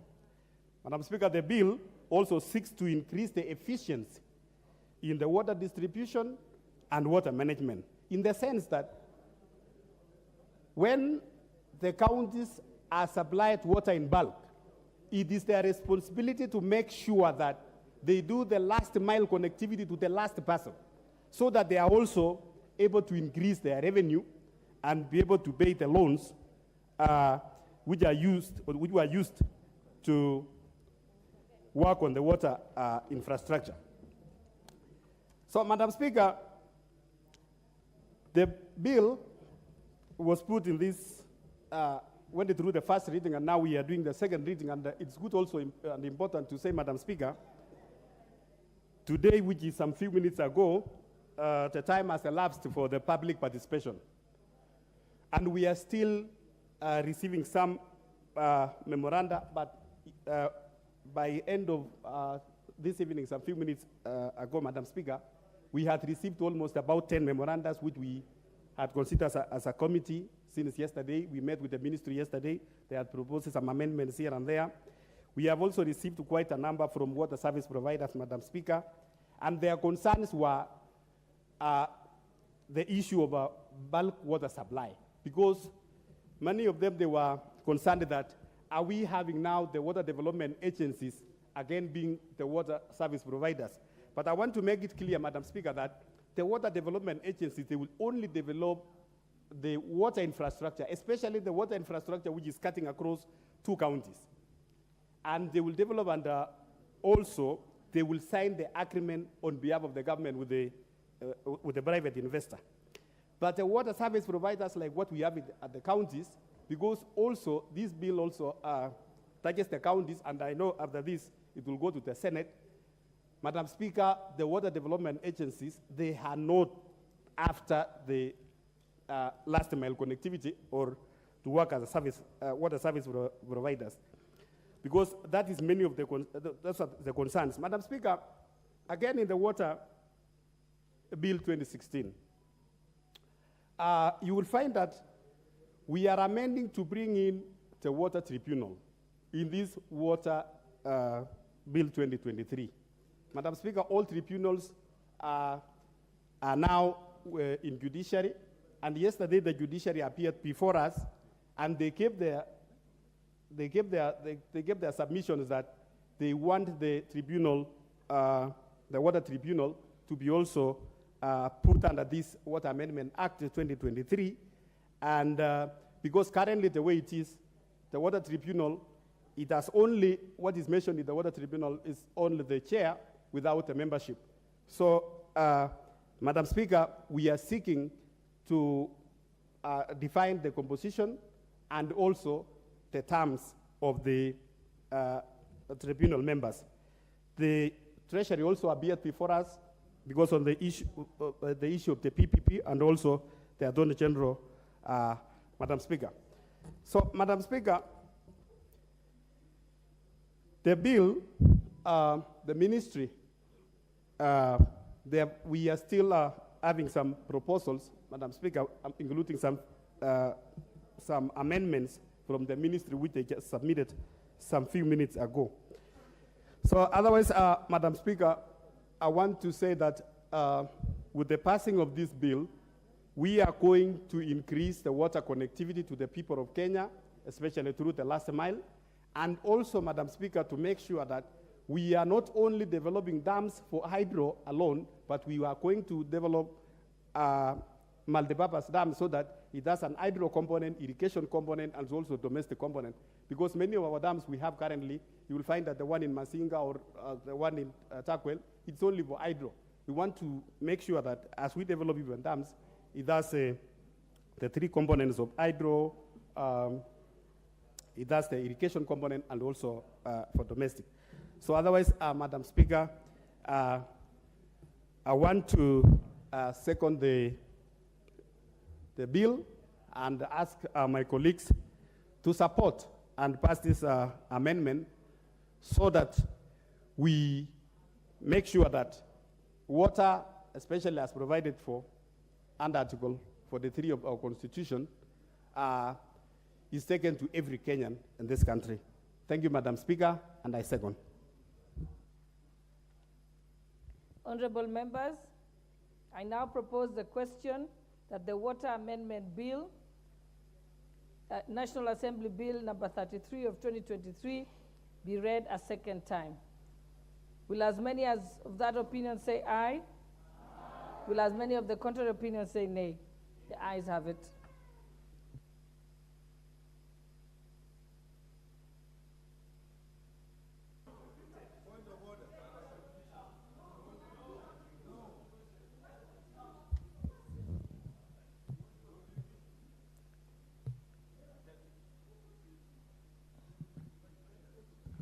Honorable members, let me give a few people to contribute. The Honorable Rosa Buyu.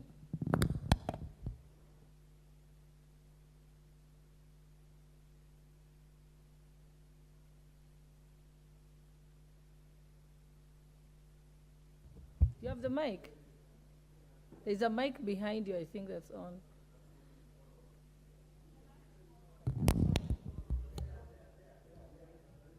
Okay, it seems like all the mics have gone off.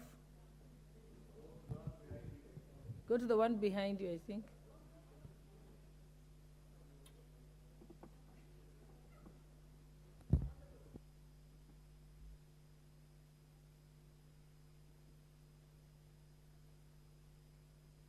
Okay, can you give us the portable mic? Let's give you the portable mic. Oh, it's working now.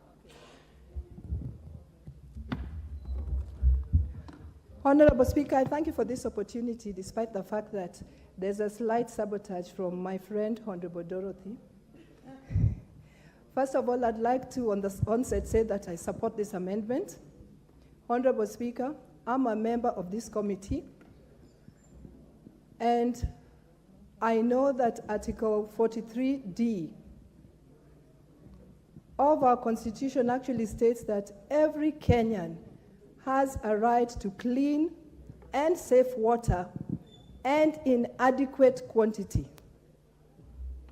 Honorable Speaker, initially at the first engagement with this amendment, I thought that the government was trying, in initiating this amendment bill, was trying to abdicate its responsibility to ensure that every Kenyan had safe and adequate water. But after interrogation, Honorable Speaker, especially when it was put to us that this is just another model of trying to ensure that indeed every Kenyan did get this safe water and adequately. Honorable Speaker, I did agree and I fully support this amendment. Honorable Speaker, we know that water is an issue, despite the fact that we say that 72% of Kenyans or the country has some water. We know that that water is not adequate. Honorable Speaker, we also know that water is underfunded, given the fact that every Kenyan needs this water. And if the government is looking for an opportunity to ensure that that water is as widespread as where the Kenyans stay, Madam Speaker, that makes me support this amendment. Madam Speaker, another point that I looked at, which made me a bit hesitant, was that I know that water is actually devolved. And I initially thought that this amendment was going to bring government, the national government and the county government in collusion. But having interrogated the amendment, Madam Speaker, there is no way that the national government usurps the powers of the county government in the provision of water or the function of water, because the eventual distribution of this water to the end consumer will actually lie with the county government. And the national government, in its role to ensure that all Kenyans have water, would only be producing or enabling water to be produced in bulk, so that the county government can get water to distribute or to sell to the people of Kenya. Madam Speaker, my biggest worry was, if we do amend and introduce PPP, what would the end cost of water would be to the consumer? And I was worried that it might make water more costly than it is, just like our electricity is almost getting way beyond the Kenyan consumer. But, Madam Speaker, I was convinced that the water regulatory body would still be in place to regulate and to ensure that the price of water is still kept within its limits. Madam Speaker, for those reasons, as a member of this committee, I fully support this amendment. Thank you, Madam Speaker.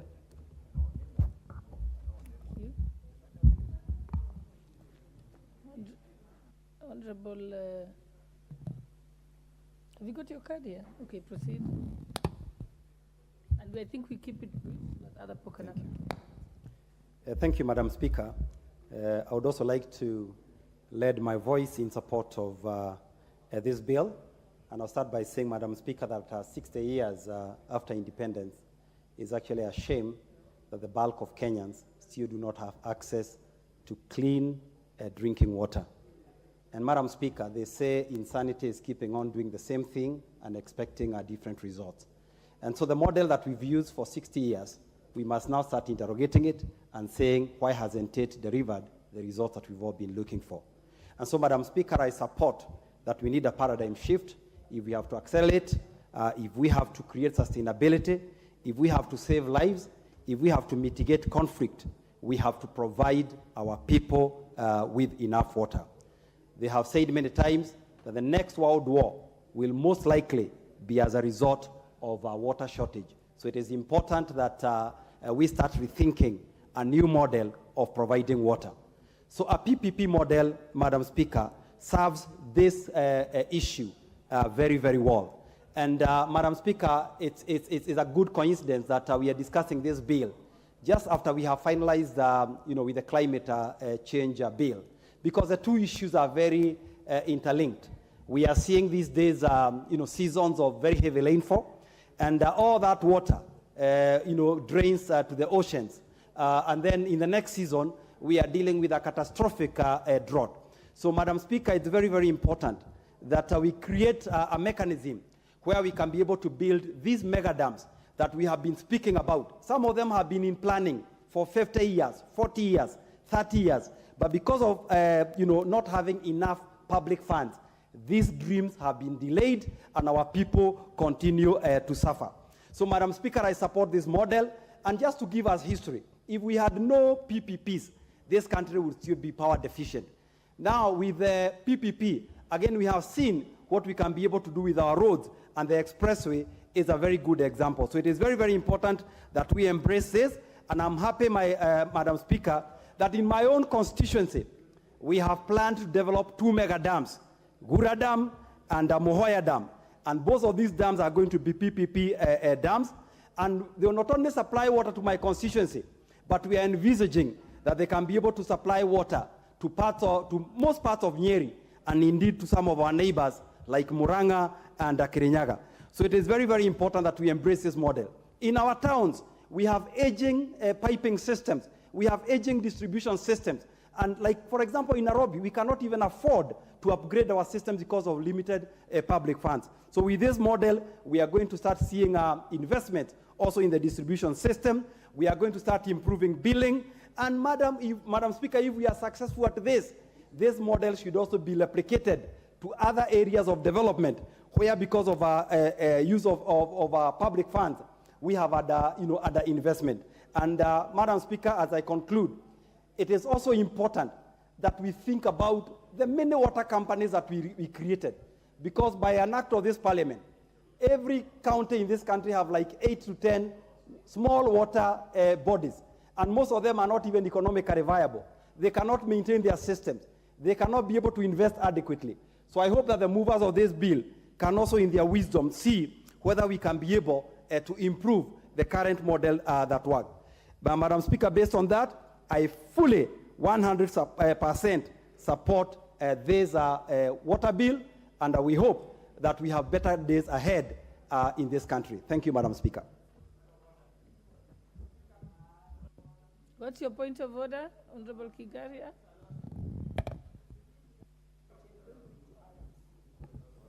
Honorable Speaker, this is a very important bill. I rise on standing order number 95. Honorable Speaker, Honorable Speaker, Honorable Speaker, I rise on standing order number 95. Member, just let's wait to hear the point of order. Because this is a very straightforward amendment, and it's just everybody is supporting. All the members who have spoken have been supporting this bill. So I would rise on the standing order number 95 to ask the mover to reply. Thank you, Honorable Speaker.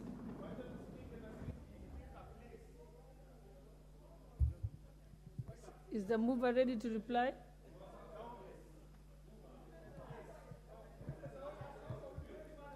Honorable Oundo, I will not give you an opportunity to speak because you are out of order. You're grossly out of order. Sit down. Honorable Oundo, as we wait for the mover, you can speak. Speaker, the issue of water is central to the livelihood of people. Water, we are told from independence, water is life. So we cannot treat such an important bill with such a casual approach that we are unable to contribute and let the people of Kenya know what we are talking about.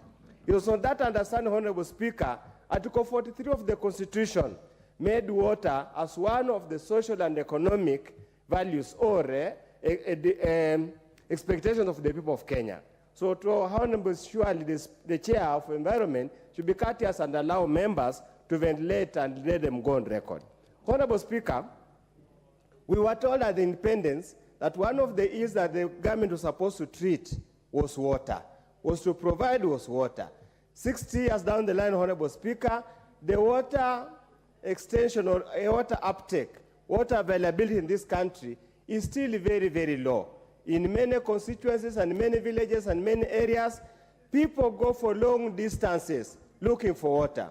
Honorable Speaker, I've had an opportunity to go to Northeastern, and if you see the number of caravans of donkeys and the rest looking for water, it's heart-rendering, it's under such shame.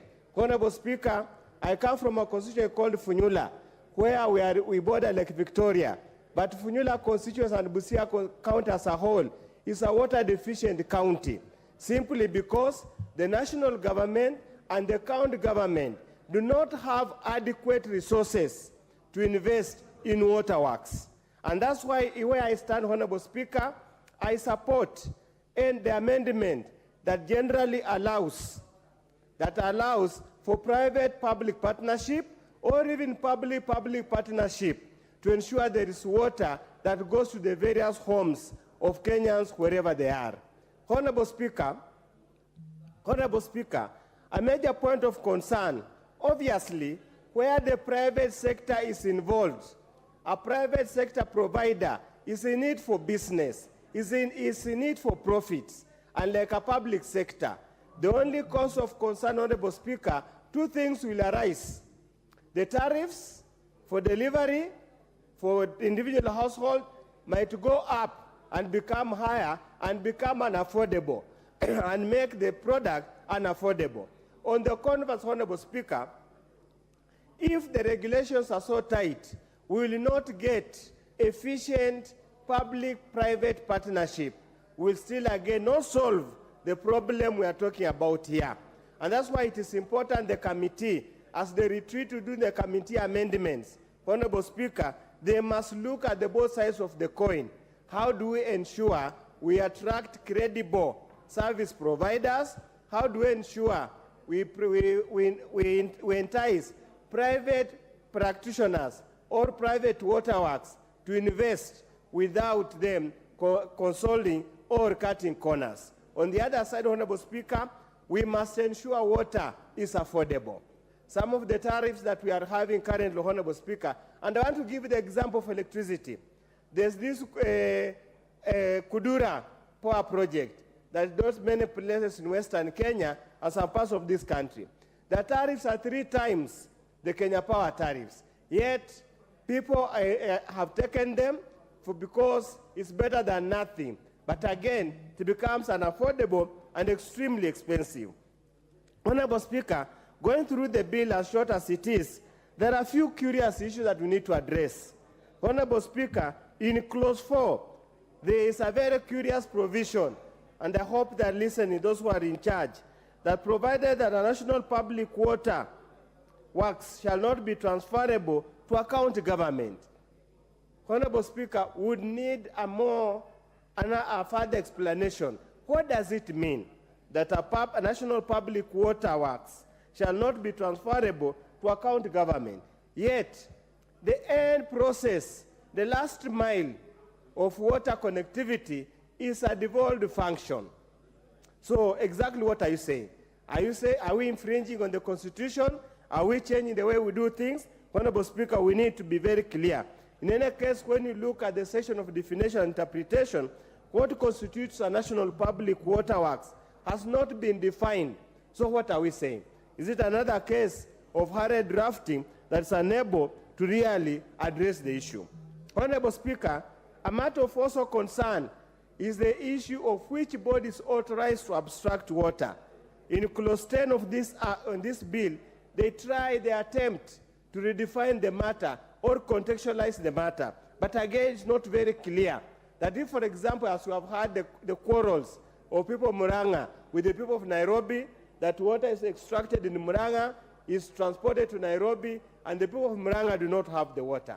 So how have we cured that malady? It's not very clear in this particular bill, Honorable Speaker. So I would urge the committee responsible for this to really have a look at it, draw from experts in this water sector, so that this amendment, as we are making this amendment, as we are now introducing private-public partnership, we need to be very clear to avoid conflicts, to avoid confrontation, and to avoid a lot of wastage. And then, Honorable Speaker, it's always not very right that a private sector entity is the most efficient. It isn't. Many times, public sector can as well be efficient if only we cure governance issues. We have had so many public sector bodies that are making profits, and we have so many private sector players that perpetually report losses. The end of the day is that the common mwananchi must get water, clean water of adequate quantity and at a reasonable pricing. We do hope there will be public participation when they are setting tariffs so that we don't exploit Kenyans for this mere fact to reward private sector public water. With those few remarks, Honorable Speaker, I support the bill. Honorable Millie Odhiambo. Thank you, Mr. Speaker, for giving me a chance. Mr. Speaker, I want to say at the onset that I wish to support, but I'll be very brief because I can read the mood of the House. Mr. Speaker, I just want to say that in supporting, I support the PPP arrangement because we are talking about accessibility of water in a lot of the areas, and even though we are saying that almost 70% of the country is covered and have access to water, yet the reality is majority of people do not have. So we need the issue of adequacy together with the issue of accessibility. Mr. Speaker, I worked very closely on the Water Act in 2016 on mainstreaming human rights. And Mr. Speaker, one of the things that was very strong was on that issue, that in terms of accessibility, we may have to actually consider the issue of PPP.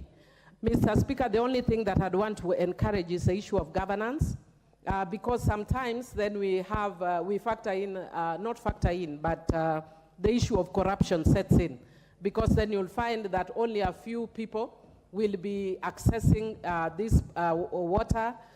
There'll be a few ones who will be working around the climate change, and there'll be a very few people who will be working in different sectors. As an old member, I sit here and I can see sometimes which direction we are headed, Mr. Speaker. And I can see the good intention and the moneyed intention. So I would want to encourage that our moneyed intention does not override the public good. So even as we are moving the PPP way, let us remember that Kenyans need to access water. I do support and thank you. Honorable. Thank you, Mr. Speaker, sir. Thank you. I take this opportunity to thank you, Mr. Speaker, for giving me this chance.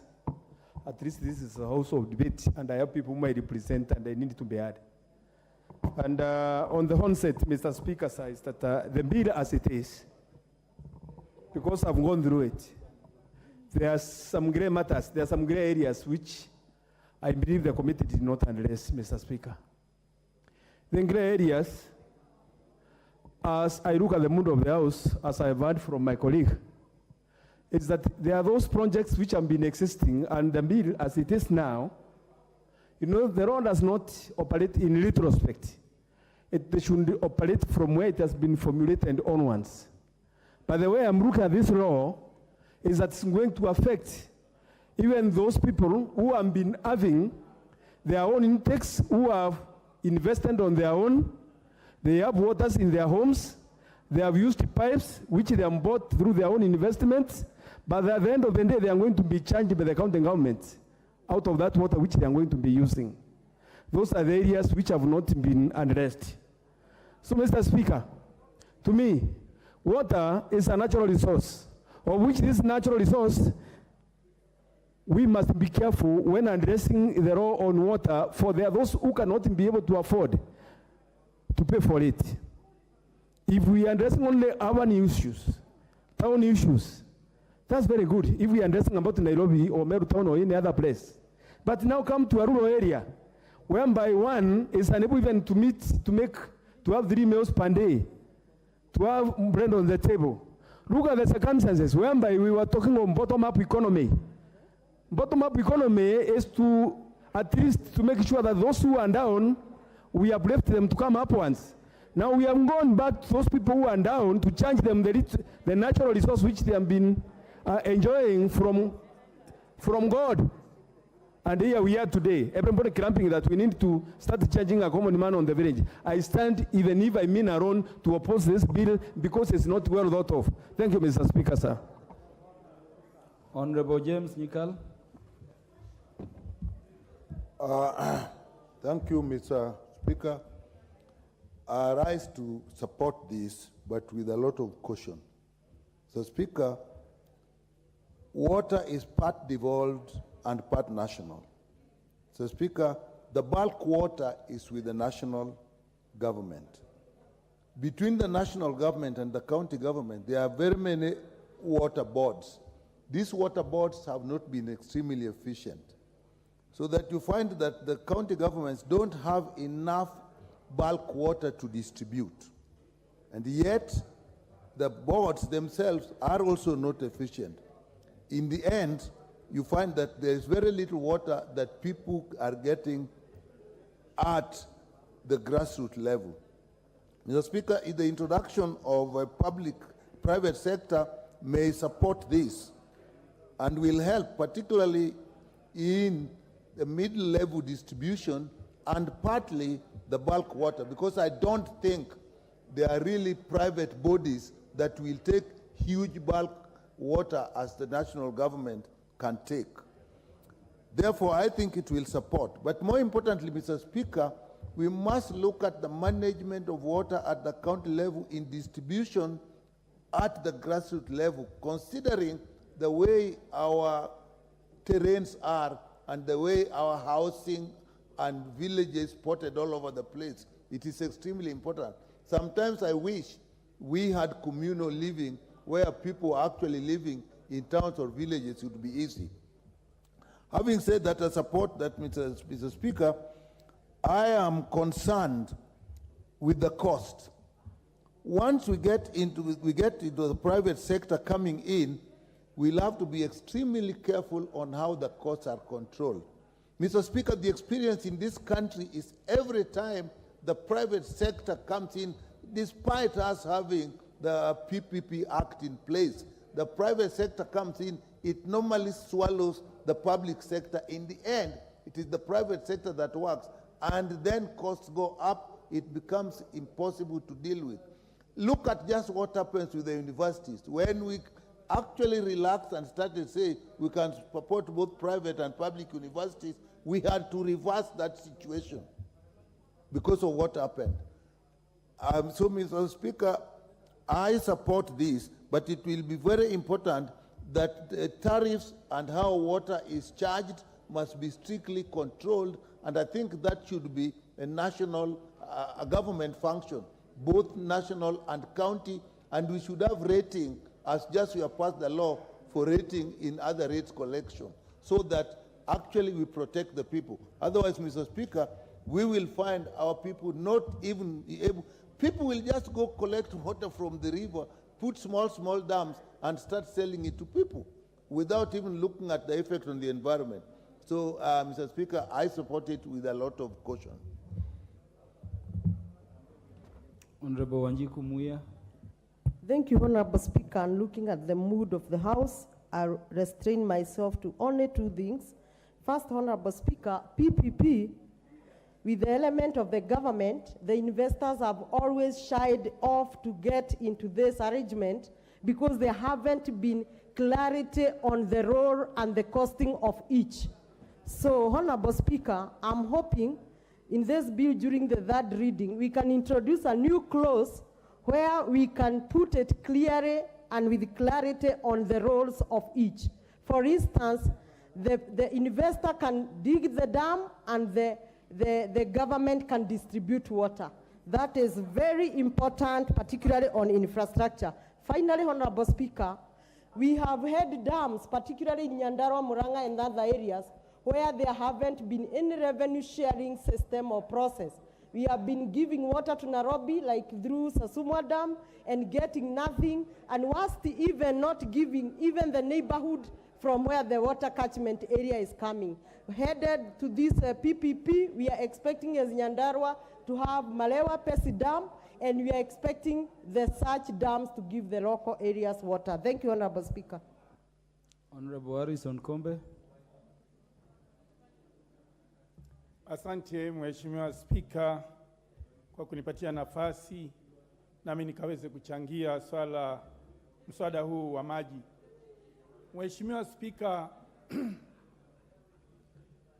toka tupate uhuru, swala la maji limekuwa nyeti sana, na mpango huu mpya ambao ni wa kuhusisha serikali na kampuni binafsi, naona ni mpango ambao utaweza kusaidia nchi kupata maji katika pembe zote.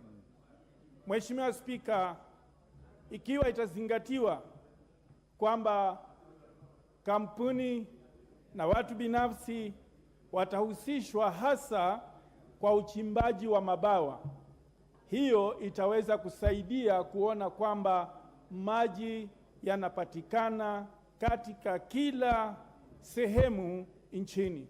Mbali na hivyo, Mheshimiwa Spika, kwa sasa hivi utakuta sehemu nyingi kame hazina maji, na si kwamba maji hayapatikani. Maji yako mengi chini ya ardhi, lakini ile hali ya kupata maji haya yakaweze kupatikana na yakaweze kuwafikia wananchi ndilo limekuwa tatizo sugu, na natumai mswada huu utaweza kusuluhisha hivyo na watu wakaweze kupata maji kote nchini bila kuangalia huku wala kule. Kwa hayo machache, Mheshimiwa Spika, nasema asante. Naunga mkono mswada huu. Honorable Andrew Okuome. Thank you, Mr. Speaker, sir. Now, I just want to add my voice to this very important issue. We know water is life, as everybody says. But then, since independence, we still talk about water. It is sad. So, really, I support the idea of using PPP if that can give us water to our people. PPP can be used to give water to small-scale cases. Like communities can get water if dams are used. Community can get waters if rivers are used. So we have sources that would sustain supply of water to the communities we need. At the same time, at the national level, the government can help us get water using PPPs, using large-scale investors who can cover large areas. But for small areas, we can use even the local people to join in PPP with the government so that we can get water for our people. Water is essential, it is necessary, we need it, and we need to support a bill like this one very, very strongly and with action. Thank you, Mr. Speaker. Honorable Esther Passaris. Thank you, Mr. Speaker, for giving me an opportunity to contribute to this amendment bill on water. As you're aware, Nairobi is actually a county that struggles with water and has a lot of waterborne diseases from typhoid, cholera, and we also have something that goes on in our slums, our informal settlements, where women actually have to trade their bodies for water because at one point or another they cannot pay the cartels and the vendors, so in the end it's sex for water. So having PPPs to provide water is a very, very good and smart move by the government so that we don't expose ourselves to further debt. But what I would like is to ensure that we actually have a control of price so that the people in the informal settlements can actually be able to pay water at a lower cost. Because believe it or not, right now, some people in the slums pay more for water and electricity than people in the posh areas of the county of Nairobi. So it is a good move. I stand and I support this amendment bill because water is life. Thank you. What is out of order, Honorable Owen Baya, as Honorable Aika prepares? Honorable Speaker, reading the mood of the House and Article 90, Standing Order 95, kindly we request the mover to reply. I'll put the question because I'd nominated Honorable Aika to speak immediately after Honorable Aika. And I want to request the members that this motion must be replied to today. So I want to thank you for returning to the House and request that you stay until Honorable Aika is done. Asante sana Bwana Spika kwa kunipatia hii fursa na mimi niweze kuchangia hili swala la mambo ya maji. Maji ni kweli yamekuwa ni donda sugu kwa sehemu nyingi za Kenya, haswa hata ile kaunti yangu ya Taita Taveta. Wakina mama, watoto na wazee wanatembea sehemu mbali sana wakienda kutafuta maji, na mara nyingi wakienda kutafuta maji hayo wanakutana na changamoto mingi. Tumekuwa na kesi nyingi hata zingine za wakina mama wamepata kukutana na watu ambao wakawatendea vitendo vya unyama hadi kuwabaka kwa sababu ya kutembea msituni kwenda kutafuta mambo ya maji. Na kwa hivyo ninaunga mkono kabisa swala hili ili mambo ya maji yaweze kupata wepesi wa kusambazwa kila sehemu pembe zote za kaunti na hata za nchi hii ya Kenya. Asante sana Bwana Spika, naunga mkono. Honorable Owen Baya stood at his place and asked that the mover be called to reply. Will as many as are of that opinion say aye? As many as are of a contrary opinion say nay? The ayes have it. Mover.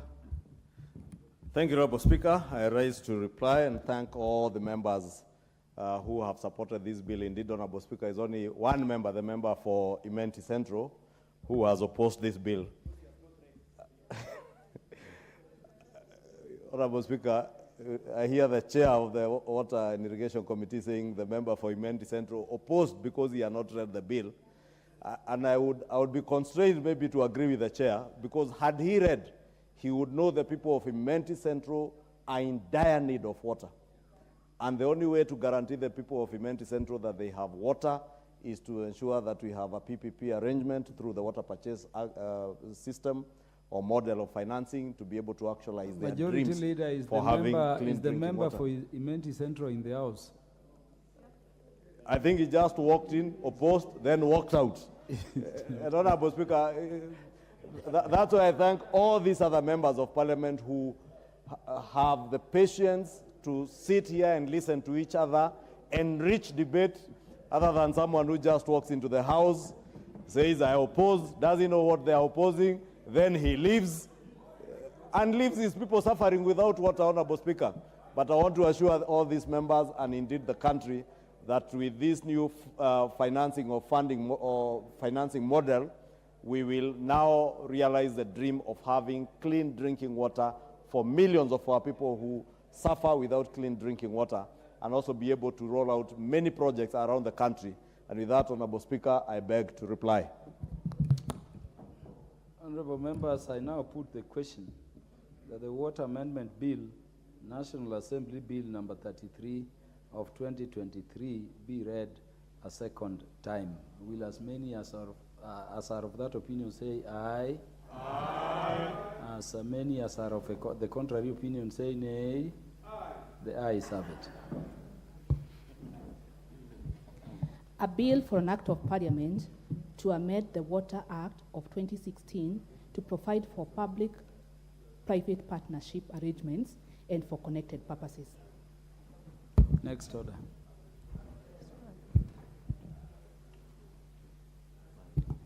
Order number 11, motion. Report of the Kenyan delegation to the 146th Assembly of the Interparliamentary Union, IPU, and related meetings held in the Kingdom of Bahrain. Mover. Who is moving this motion?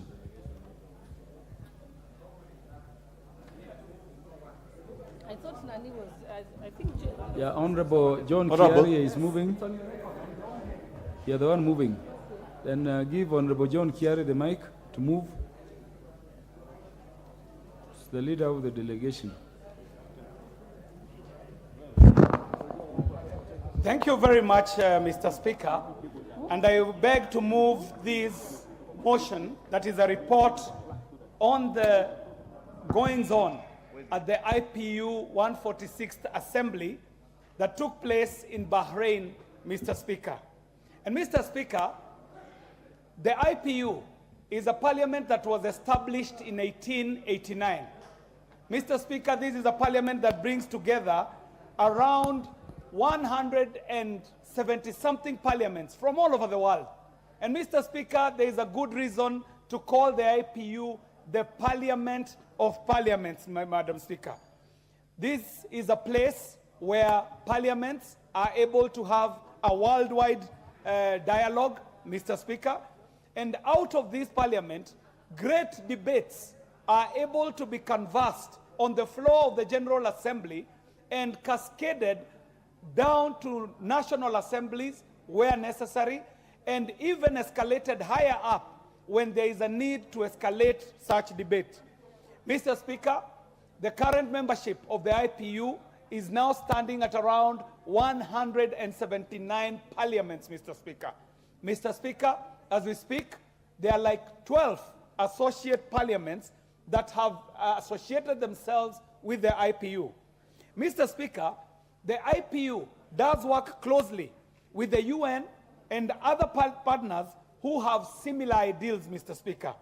Mr. Speaker, I'd like to let this House know that the IPU, in the format that it has been constituted, promotes democracy and the rule of law. It is a place that facilitates for parliamentary debate, dialogue, and cooperation. And it is a good avenue, Mr. Speaker, for members of this House to be able to have an international platform where they are able to escalate the issues that we find being a bit more nagging locally and have cross-border implications the IPU gives such an opportunity, and the premier assembly, the General Assembly, becomes the point of, or the theater of action whenever the IPU meets. Mr. Speaker, the IPU also assists Parliament in coping with the changing international dynamics. There are many issues that are coming up, Mr. Speaker, some of which are a real threat to democracy as we know it. Democracy, being over hundreds of years old, Mr. Speaker, is facing its biggest challenge in this generation. And Mr. Speaker, the IPU has been assisting parliaments across the world to be able to change these to face these changing dynamics, Mr. Speaker, and that is why this parliament prides itself for being a great member of the IPU. Mr. Speaker, the IPU's principal statutory body that expresses the views of the IPU and the political issues is the General Assembly. And it is this General Assembly, Mr. Speaker, that the delegation that I was leading attended. And this is the 146th Assembly of the Interparliamentary Union and related meetings that was held in Manama in the Kingdom of Bahrain from the 11th to the 15th of March 2023.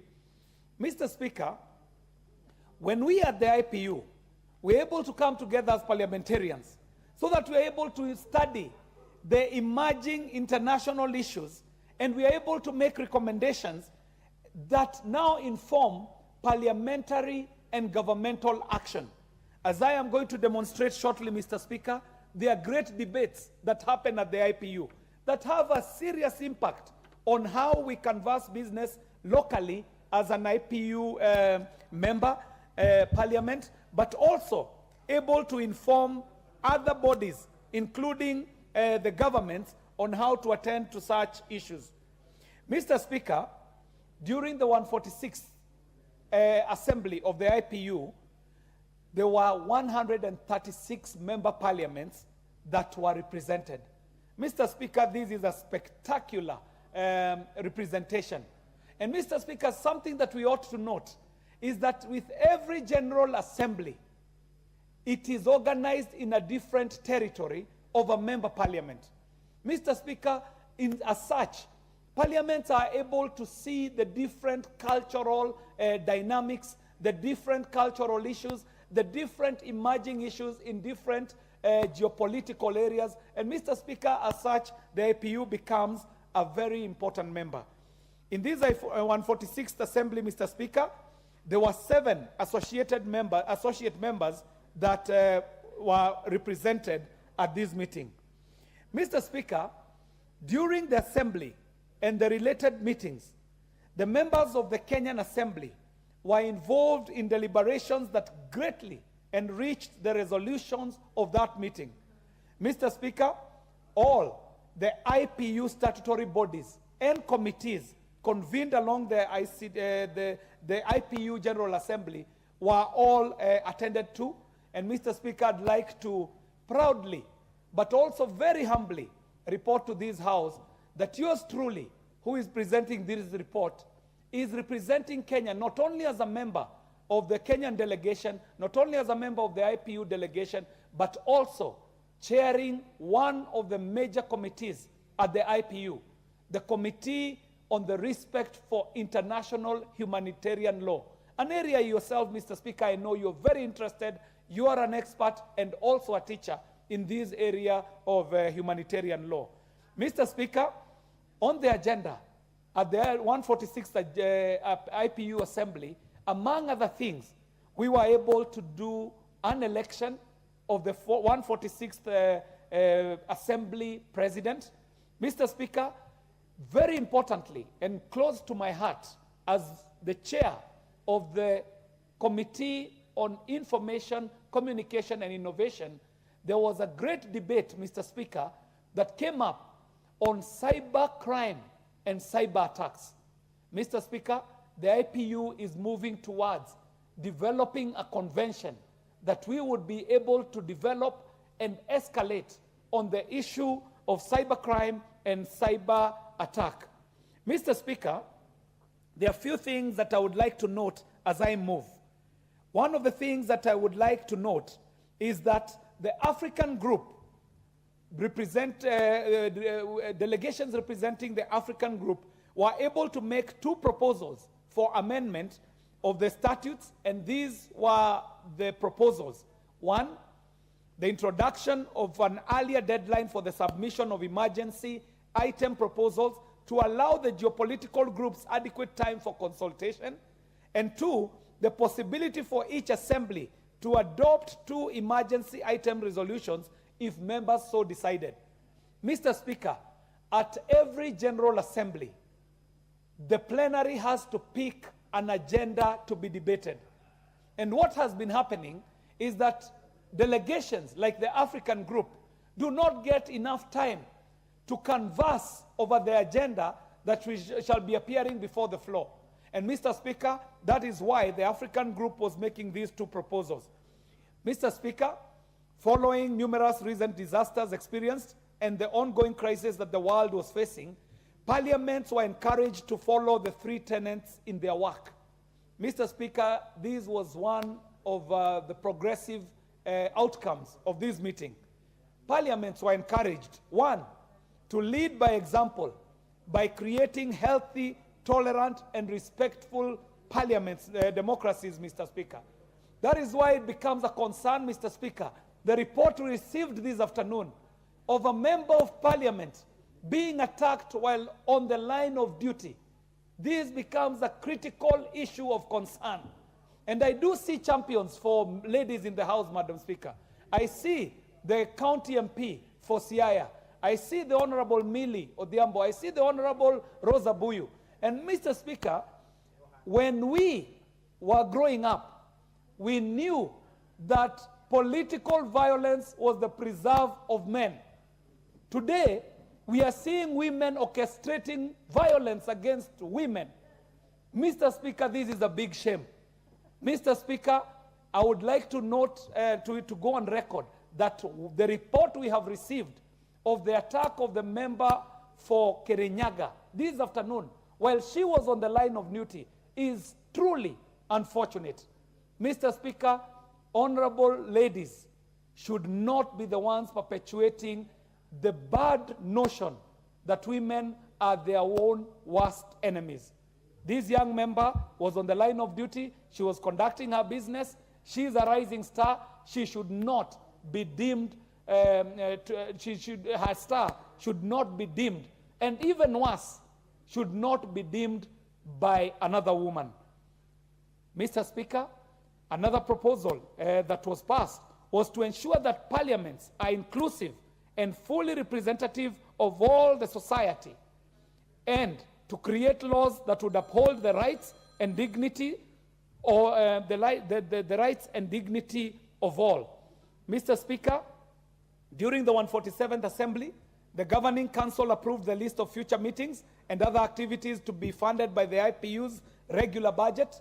And from the committee that I chair, we have already held not less than 2 events after the 146th Assembly, two of which were actually via Zoom.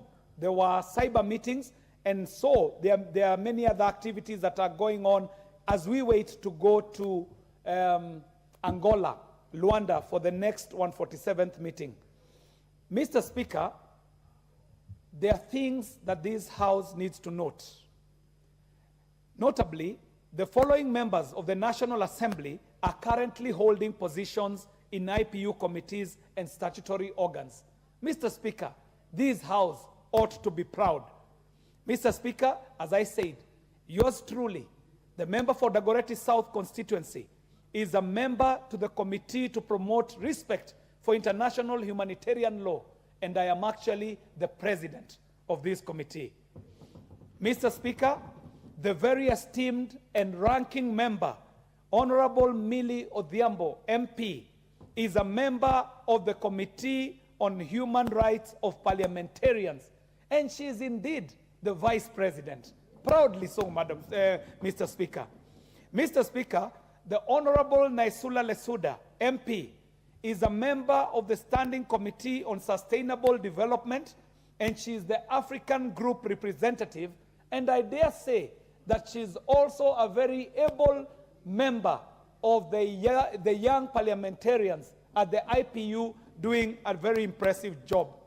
Mr. Speaker, the Honorable Rebecca Tonkei does belong to the Standing Committee on United Nations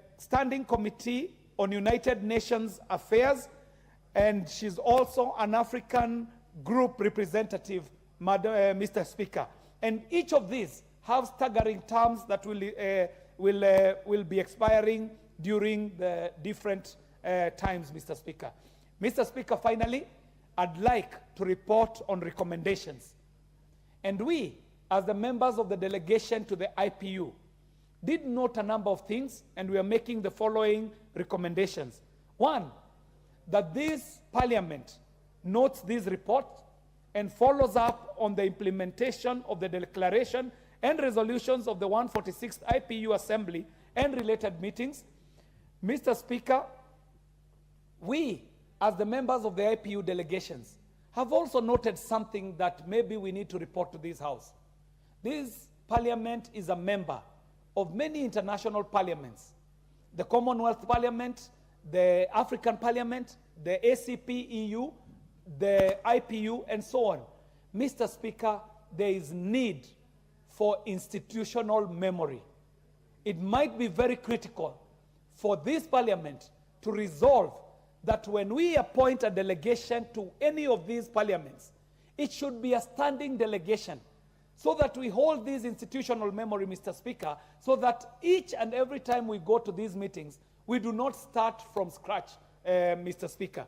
Mr. Speaker, on behalf of my fellow members of the delegation, and I do see the very esteemed ranking member, Honorable Millie Odhiambo, in the House, on her behalf and on behalf of other members of this delegation, I beg to move that this House notes the report of the 146th Interparliamentary Union, IPU Assembly, and the related meetings as presented.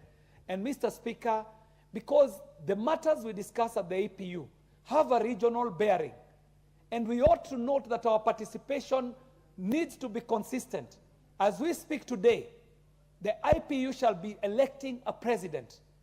And as an East African, I am proud to report that the speaker from Tanzania is a forerunner to become a president of the IPU, an extremely esteemed global position. This is because the participation of Tanzania has been consistent. Their delegations are standing delegations that are consistent. And I would like to call upon this House to actually support a fellow East African to be able to ascend to the highest position in the Parliament of Parliaments, the Interparliamentary Union.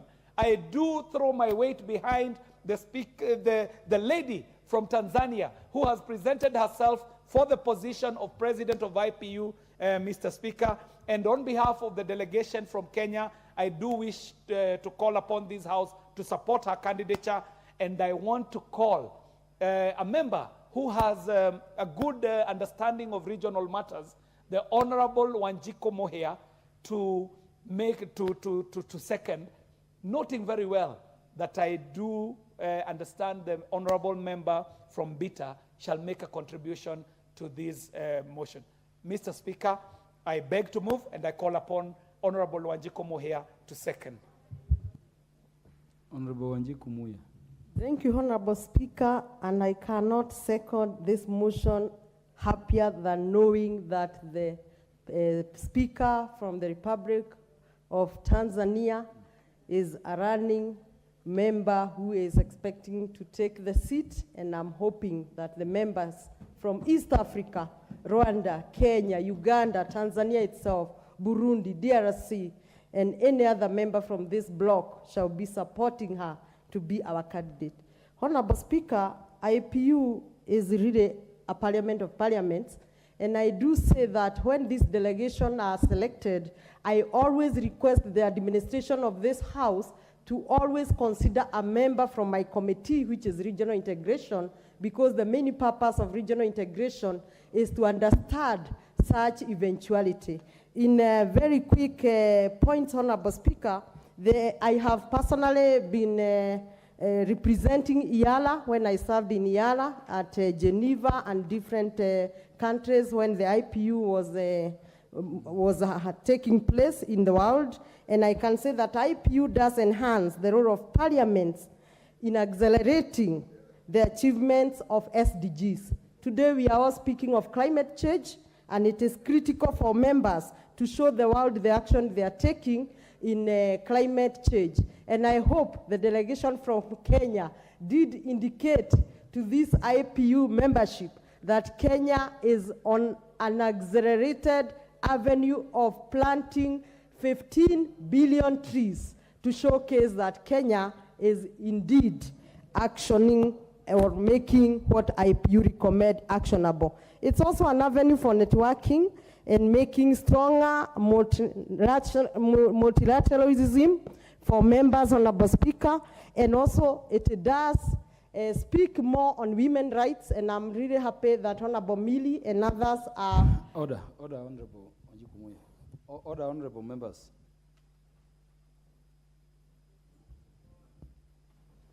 Honorable members, the time being 7:00 p.m., this House stands adjourned until Wednesday, the 23rd day of August 2023 at 9:30 a.m.